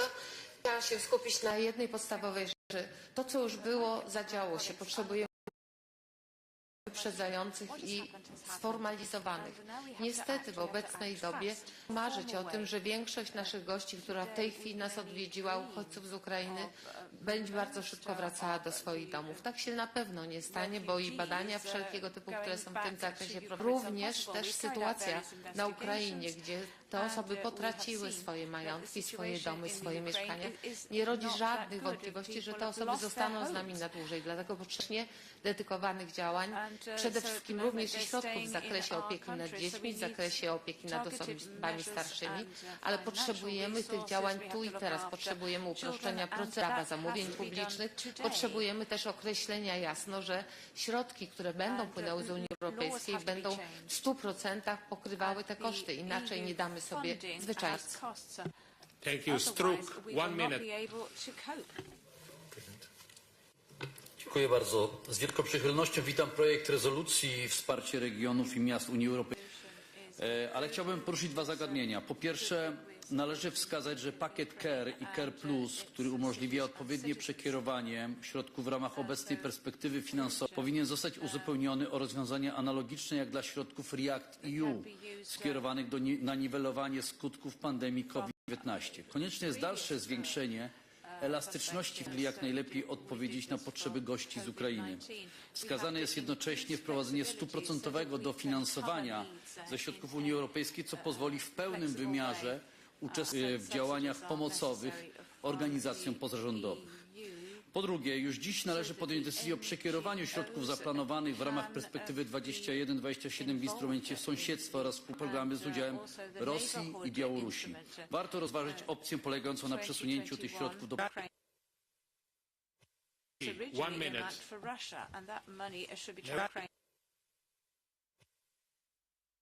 L'Europa a febbraio si è svegliata nel mondo com'è e non come pensava che fosse. 30 anni fa scambiammo la fine della pace con la fine della guerra. Non facciamo più questi errori. Gli appelli dei sindaci e dei cittadini ucraini sono strazianti ed è nostro dovere ascoltarli e soprattutto non deluderli. L'Europa giusta accoglie, aiuta, protegge, sanziona come sta facendo, ma ripeto, non sbaglia. Non può più permettersi errori. Un appello al Comitato: il 9 maggio l'Ucraina e l'Europa festeggino il giorno europeo, come è giusto che sia.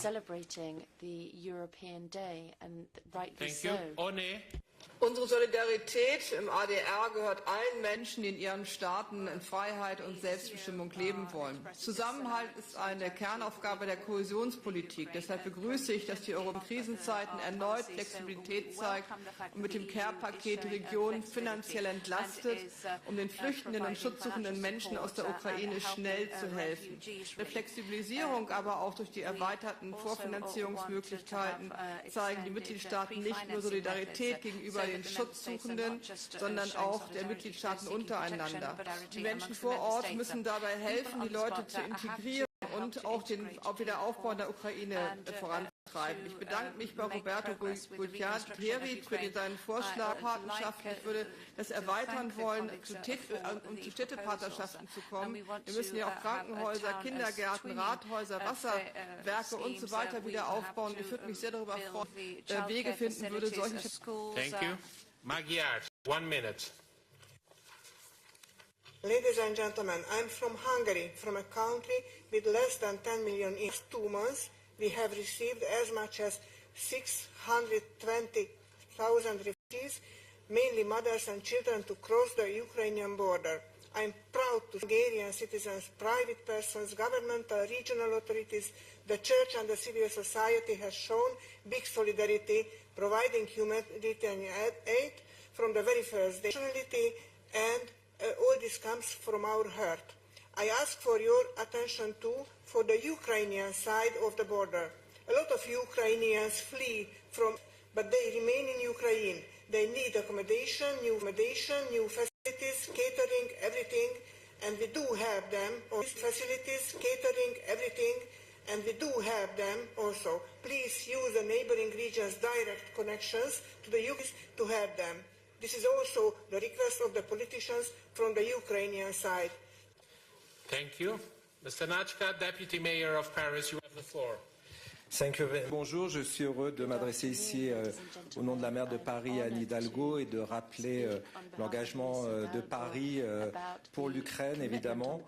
Comme de nombreuses maires en Europe, Paris a joué sa part, notamment dans l'accueil, évidemment, aux réfugiés, évidemment dans l'envoi d'aide humanitaire en Ukraine. Nous continuons des nombreux réseaux de villes. Il y avait tout à l'heure le maire de Rome qui était là. J'ai pu me rendre à Rome il y a à peu près un mois et être avec lui. De même avec le maire, continuerons le 7 mai prochain lors de la journée de l'Europe avec les différents maires européens en soutien à l'Ukraine. Merci beaucoup.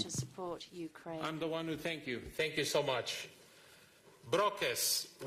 Herr Präsident, liebe Kolleginnen und Kollegen! Auch Nordrhein-Westfalen, die größte Region Europas, steht fest an der Seite der Ukraine. Wir werden alles dafür tun, dass alle Geflüchteten, gleich welcher Nation, die bestmögliche humanitäre Versorgung erhalten. Wer bei uns Schutz sucht, den heißen wir herzlich willkommen. Meine Damen und Herren, uns ist wichtig, dass die Hilfe umkommt. Wir setzen uns daher für eine schnelle, unbürokratische Vergabe der Aufenthaltserlaubnis für die EU-weit abgestimmte Dauer ein.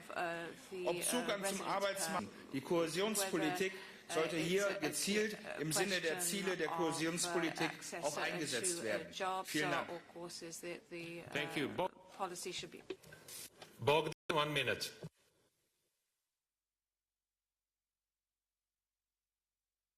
Florian Schutz, 1 minute. Schausberger, 1 minute. Herr Präsident, erstens möchte ich daran erinnern, dass die Dezentralisierungsreform der Ukraine sehr stark modernisiert hat und vor allem die kommunale Demokratie und die Selbstverwaltung gestärkt hat. Das haben wir heute bei der Diskussion mit den Bürgermeistern gesehen. Sie würden heute nicht so stark sein und nicht leisten können. Zweitens, ich glaube, wir sollten alle dringend in unseren Regionen die Gemeinden auffordern und motivieren, dass sie Partnerschaften sofort mit ukrainischen Städten und Gemeinden aufbauen, der zerstörten Regionen, insbesondere auch gegen zerstörte wertvolle Kulturgüter und historisches Erbe. Menschen in Russland und Belarus, die gegen den Krieg protestieren und deshalb verfolgt werden. Thank you. Florian Schutz. Florian Schutz, 1 minute. Bună ziua! Bună ziua, stimați membri ai Comitetului European al Regiunilor, domnule președinte. Maramureșul este un județ de graniță. În primul moment ne-am confruntat cu criza refugiaților We have been faced with the refugee crisis. Unfortunately, there is an extremely serious sound problem, making it impossible to interpret. Da. Se aude sau nu se aude? Nu știu dacă mai continuu. Unfortunately, the speaker cannot We're having some difficulties hearing you. Maybe we'll get back later. Florian Schutz, you have the floor for 1 minute. Die Kohäsionspolitik hat gezeigt, wie schnell eine mittelfristige und langfristig ausgerichtete Politik in der Lage ist, zu reagieren. Ich danke daher ganz ausdrücklich Ihnen, Frau Kommissarin. Die von Ihrer Dienststelle Vorschläge Kea und Kea Plus sind vor Ort dankbar aufgenommen worden. Die Kohäsionspolitik hat neben finanzieller Mittel vor allem einen reichen Erfahrungsschatz anzubieten. Schon 2015 haben wir daraus entsprechende Lehren gezogen, die wir heute in Wirklichkeit gut einsetzen können. Und was ich glaube, das entscheidend ist zu betonen, und das ist auch eine Lehre, die Unterstützung, Krise und Solidarität, die wir alle mit der Ukraine und dem ukrainischen Volk haben, darf nicht mit dem hoffentlich bald kommenden Waffenstillstand enden. Sie muss sich weiter fortsetzen, den Friedensbemühungen, insbesondere im Wiederaufbau und der Möglichkeit der Flüchtlinge zurück heimzukehren. Das ist eine Herausforderung gerade auch an die Kohäsionspolitik und nur alle wir gemeinsam, alle Europäer und alle bewältigen. Thank you. Fernandez Viana, I think is online. Gracias. For 1 minute. Desde Cantabria, tres palabras que resumen lo que extremely Europa debe poor defender sound, más making que it nunca. very La hard unidad, to porque interpret. debemos de estar unidos en nuestra We condena a la need to agresión be de Putin y en la adopción united de las against sanciones contra Putin. Rusia y sus cómplices We en esta need guerra, sanctions in, porque desde todos los niveles de and we gobierno need to debemos show ofrecer solidarity. apoyo a las personas We que need buscan to refugio support y un those lugar people seguro en who Europa. need En to Cantabria celebramos seek que la shelter política in de a cohesión safe esté place in permitiendo Europe. We para need que to los be able estados y to regiones redirect podamos funds ofrecer quickly so that asistencia de cities and emergencia que regions les can huyen de offer este ataque ruso. Y assistance por to último, la those defensa de nuestros fleeing valores, the war. porque no cabe duda de que la invasión de There's Rusia a not the Ucrania fact marca el that inicio de una nueva etapa en Europa. Putin we're seeing desprecia la a new libertad y los valores stage, que sustentan la a new democracia phase in representativa. Europe. Por ello, la extensión de estos valores ha de ser una We pieza need to show fundamental de la our política values exterior with europea, que nunca la European reflexión policy. sobre el lugar que Europa quiere ocupar It's en el very mundo. difficult to Muchísimas hear what the gracias, speaker is presidente. saying. Apologies. Mr. Leck, 1 minute. Dla nas, Polaków, ta sytuacja, ta wojna jest szczególnie ogromnym wysiłkiem wspiera Ukraińców. Doświadczeniem, a jednocześnie możemy służyć kontaktem Ukraińców.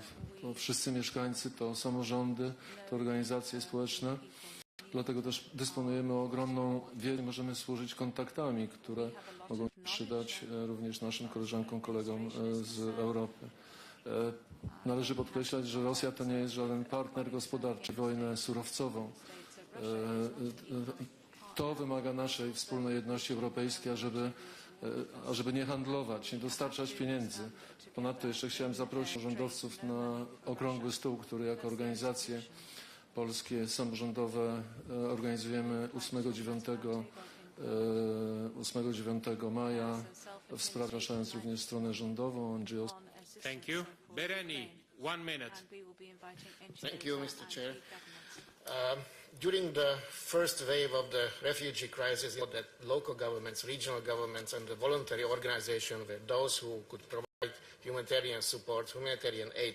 Then, after that, came the state institutions. So happy to say that the solidarity of the Ukrainians, Ukrainian people in Ukraine as such was huge in Slovakia. And the people provided in many ways they helped financially and morally, etc. I could speak a longer time that what our regional government in Trnava and other regional governments provide for the Ukrainians, but I don't have too much time for that, providing also only accommodation and meals, but also we opened our healthcare system and educational system. I think that the resolution that we have tabled here is a very good one, very balanced, and I was very happy to hear the proposal of the Rome mayor that adopting one infrastructure by the members of the Committee of Regions. Kodek.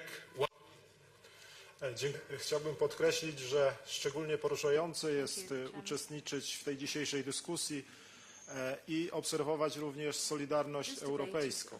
Najbardziej poruszające w pewnym sensie walczą za nas wszystkich, walczą w naszym wspólnym imieniu europejskie wartości.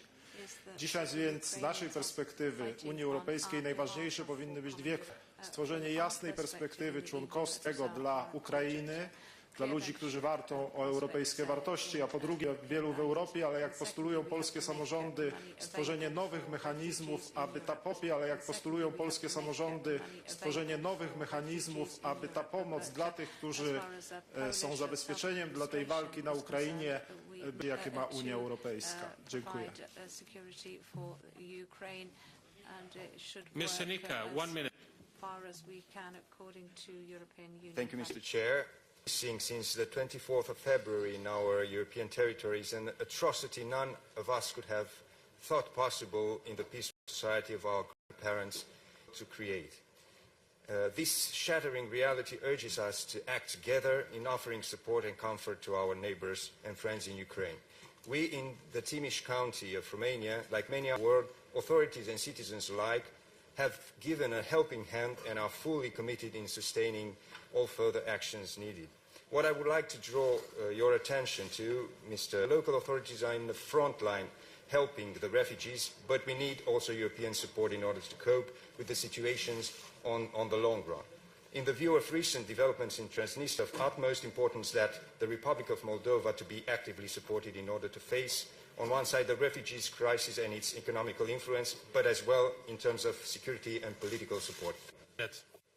Pane předsedající, pane komisaři, kolegové, Česká republika, na jejíž území dnes žije 500 000 Ukrajinců na 10,5 milionu obyvatel, má svoji zkušenost s armádou řízenou Spinát v roce 1968 obsadila na 20 let při našem návratu k demokracii a svobodě. Jsem přesvědčen, že je naší povinností i všech orgánů EU v čelu s tím, pomoci všemi formami teď i v delším horizontu ukrajinským městům a regionům. Naší přirozenou povinností je i podpora jejich členství v EU. A musím pomáhat republika, když byla v roce 2009 předsednickou zemí poprvé, tak přišla s projektem východního partnerství.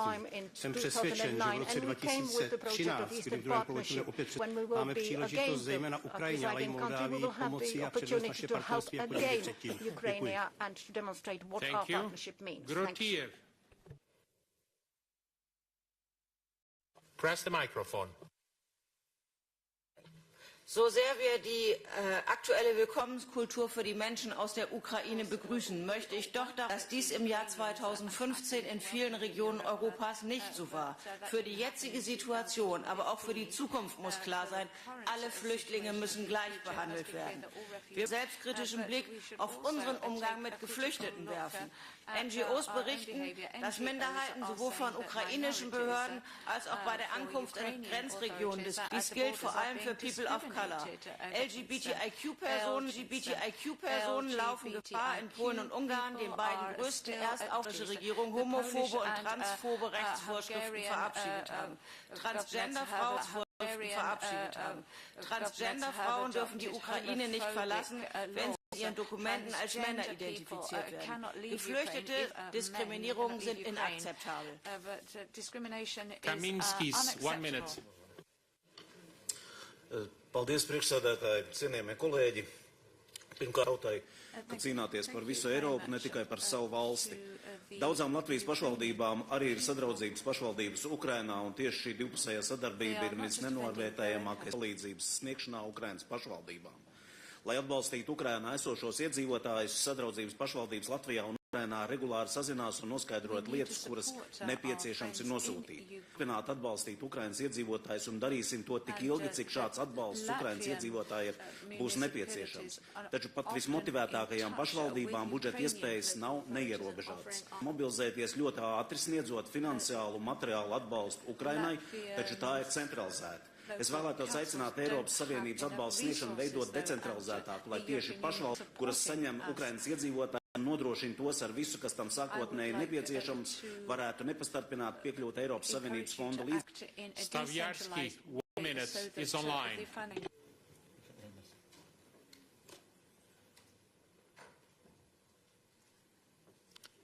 Mr. Stavjārski, you have 1 minute for... Okay. Witam Państwa bardzo serdecznie. Szanowni Państwo, jak powiedział święty Jan Paweł II, człowiek tyle jest wart, ile może dać drugiemu człowiekowi. Jestem marszałkiem. Razem z marszałkiem województwa podkarpackiego przyjęliśmy już przez punkty recepcyjne prawie 3 miliony uchodźców. Wojna dotyka przede wszystkim bezbronnych, osoby chore, niepełnosprawne i starsze. Regiony partnerskie województwa lubelskiego na Ukrainie zmagają się z niespotykaną skalą migracji wewnętrznej. Wołyń, Lwów, Równe to miejsca, które pozostają bezpieczną przystanią. To tam samorząd województwa lubelskiego przekazał już ponad... Szanowni Państwo, chciałem zwrócić na jedną rzecz uwagę. W 2016 roku Turcja otrzymała od Unii Europejskiej 6 miliardów. Rzecz uwagę. W 2016 roku Turcja otrzymała od Unii Europejskiej 6 miliardów euro. W 2021 w lipcu przekazała Unia Europejska Turcji na zarządzanie migracją na... Pobor, you have the floor for 1 minute. Kiedy Polska? Dziękuję. Dear colleagues, I am a physicist many times in Ukraine, in Chernobyl zone. I made Chernobyl researches. Now I think of my friends and colleagues who are working and care of education safety situation in the Chernobyl exclusion zone under this condition. We condemn this war and we also call for an immediate ceasefire monitored. We have to stop this war as soon as possible. I welcome the info support hub organized by the European Committee of the local community. We are helping refugees. This sources Hungary in page.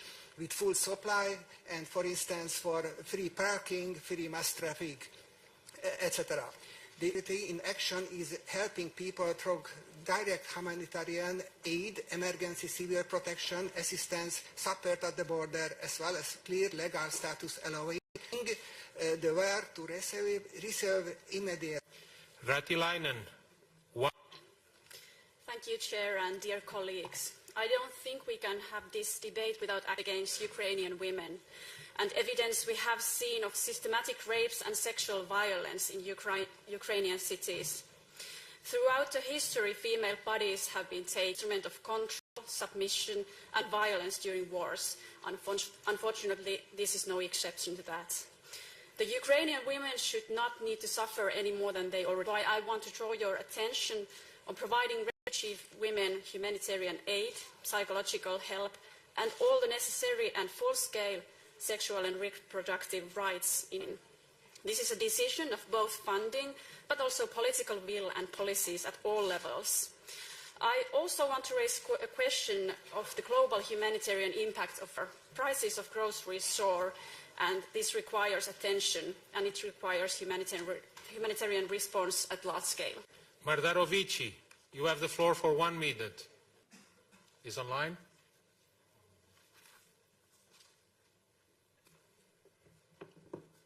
Turles, you have the floor for 1 minute.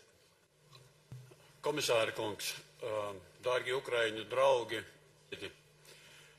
vienas minūtes laikā tikai daži secinājumi par notikumiem Ukrainā, ka jūs nosaucāt to nevis karu, bet tas tā bandītiski iebrukcēja rīcība mierīgā valstī. Tā tas ir jāuztver. Otrs, ja valsts, kura iebrūk kaimiņu valstī, laupa, grauj iznīcina civiliedzīvotājus, dekriminalizē maradīzētu partneru valsti civilizētām sarunām par sadarbību likt pie vietas.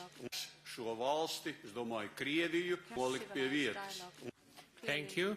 Sestak, you have the floor for 1 minute. Több alkalommal jártam az elmúlt időszakban a régiónkban, a határ túloldalán, hiszen több projektalapú együttműködést alakítottunk ki az elmúlt években.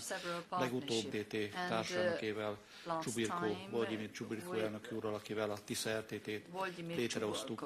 Húsvét alkalmából találkoztam, és nagyon fontos és újszerű megközelítést mondott megosztani.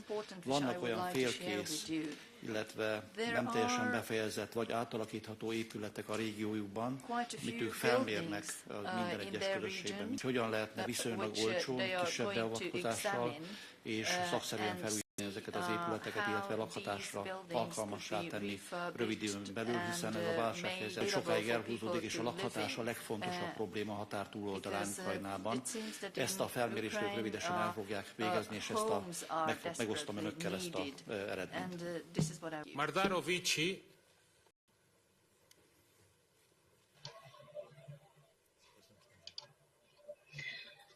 I'm now a general city councillor in Bucharest, in the Moldovan Socialist Republic. My great-great-grandfather had his name changed because of Tsarist Russia. My grandparents survived Soviet Russian genocide. My mother had by the KGB. My father helped on the front lines in Transnistria in 1992. And I really hoped I will have no such stories for my children. An estimated 40,000 youths right now, and only a few hundred have applied for refugee or temporary protection status. Our social services are extended beyond their limits. Countries with the lowest GDPs from Europe now must cope with the hardest consequences of this war. We share in the guilt of war criminals if we do not share in the burden of Ukrainian and Eastern European cities inside and outside the Union. Thank you. 1 minute, I think it's online. Polskie regiony mierzą się obecnie z ogromnym wyzwaniem.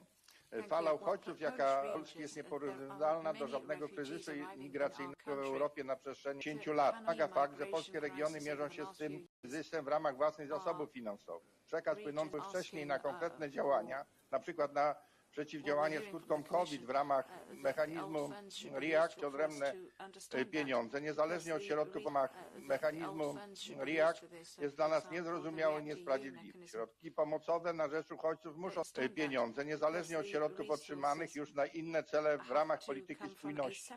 Bez przeznaczenia dodatkowych środków europejskich i stworzenia stabilnego mechanizmu lub solidarnej partycypacji wszystkich regionów europejskich w ramach polityki spójności, niezbędnego wsparcia i ustabilizowania sytuacji w krajach przyjmujących uchodźców będzie.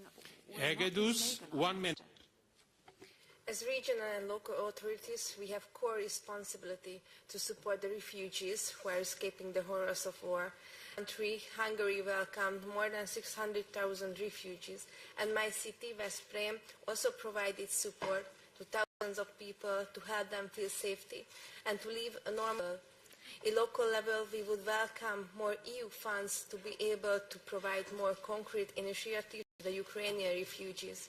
However, shouldn't forget that the peace by weapons, it was written by pen, so only the negotiations can bring peace, and the EU member states must prevent the escalation of the war, because only in peace there is prosperous life. Thank you. This concludes our request for the floor. Now I will give the floor to Commissioner Lenarčič for final remarks. Thank you very much, Vice President. I'll try to react to some questions and comments that were voiced, but of course in the limited time that has been available, it will not be possible to address each and every comment or question. Now, what I heard most often is calls for support, additional support from the EU, local and regional authorities in order to help them deal with the influx of refugees in Ukraine. We hear you. We hear you. We heard you. The Commission heard you, and that's what tried to do everything it could in order to make such funding available. But you all deal with the budgets at your own towns, regions, and are fixed. And there is little stability usually in the budgets, and it's the same with the European Union budget. Actually, this budget has been negotiated and agreed before the pandemics. Russian aggression against Ukraine. Little flexibilities, that's how it was agreed. But I agree with you, there should be additional flexibilities, that's how it was agreed. But I agree with you, there should be additional funding, and this should be on the agenda of the Member States and the European Parliament. I am confident it will be at some point. It did everything it could. I understand that the Commissioner Ferreira, who unfortunately had to leave because of her other obligations, explained to you how certain existing funding has been made. Rules were relaxed in order to facilitate the funding from cohesion. Local and regional authorities deal with the influx of refugees from Ukraine. That are aware of the asylum, migration and integration, that are aware of course. It will probably not be enough. So at some point, I think our budgetary authorities, meaning member states on one hand, and the European Parliament on the other, may wish to consider additional funding, because this additional funding has to come from somewhere, not in the budget. It has to come from elsewhere. Somebody mentioned the funding for Turkey, for refugees, Syrian. It was done then. Additional funding was mobilized from the member states in order to finance that particular issue. Is this humanitarian aid? Humanitarian aid cannot be used within the European Union, not because there are not the needs, but because we have many more instruments, financial instruments, within the Union. Humanitarian aid regulation can only be used outside the Union, and it is being used in Ukraine, it is being used in Moldova, and it is used all over the world. Let us not forget, no other humanitarian crisis, and let me mention just the worst ones, Afghanistan, Yemen, Syria, Ethiopia, them disappeared. Ukrainian crisis, which is also humanitarian crisis, comes on top of it. It comes in addition to all those others. We are struggling to find additional funding for humanitarian aid, for Ukraine, for Moldova. We have been able to do so until now. This goes on, and the greater, consequently, the humanitarian needs, the more challenging it will be to mobilize additional funding necessary for the humanitarian assistance in Ukraine. But not only there. The Russian aggression against Ukraine, of course, is not a bilateral issue. It's not only either. It has a global impact. It has driven prices of food and fuel up so much that globally, and especially on some of the worst humanitarian crises elsewhere, notably in Africa and in the Middle East, is devastating. Because of the spike in food, millions more people can no longer afford food. That's the situation we are dealing with because of the Russian aggression against Ukraine. You know, is one of the largest food exporters in the world. One of the largest food exporters. And its exports go especially to some of the regions like Africa and Middle East. We have a number of severe humanitarian crises already. So when we are talking about the additional needs and globally, which are the consequence of Russian aggression against, and we'll have to deal with that. And we are committed to deal with that. Also, one specific issue was mentioned, namely the sexual and gender-based violence committed by the Russian forces against Ukrainian women and girls. We are taking this issue extremely seriously, and we will raise humanitarian aid for that purpose. We are working with the United Nations Population Fund, and we are including in our humanitarian assistance for Ukraine also sexual and reproductive, as well as mental and psychological support. So we did not forget about the terrible fate of many Ukrainian women and girls that were visited on them by forces. And finally, my final remark, Mr. Vice President, I would again like to thank all those of you who have this strong solidarity of your towns, cities, regions with the Ukrainian people. And I would urge you to continue with this, continue to show this solidarity, continue to mobilize assistance to Ukraine and its people. Because with the passage of time, the interest of the media, the interest diminishes. This should not happen. We should be able to provide assistance and to continue to provide assistance to Ukraine and the neighboring region as long as necessary. You are already doing a lot of that in many ways, especially those that have partner cities, partner towns, sister cities, partner regions. You can agree to assistance bilaterally in coordination with the recipient region or town. You can also organize cash assistance. There are many trustworthy organizations out there, non-governmental organizations and others, who collect and provide cash assistance to Ukraine. But there is one additional option that I would like to draw your attention to, and it is assistance through the European Union Civil Protection Mechanism. It is in-kind assistance only. So whenever you feel that your region or partner towns, like fire engines, firefighting equipment, or some other kind of in-kind assistance, you can approach your national authority at the national level. Why? Because they are our formal interlocutors. They are our operational partners in the Union Civil Protection Mechanism. We can arrange with them and help organize and co-finance the transportation and logistics of such in-kind assistance to the destination desired. You can also consider, my main point is, please make sure that the solidarity with and for Ukraine continues as long as necessary. Thank you. Thank you, Commissioner Lenarchik, and also Commissioner Ferreira, who, as you mentioned, had to leave. Thank you so much for taking the extra time to be with us, your work and your input to our discussion. Thank you.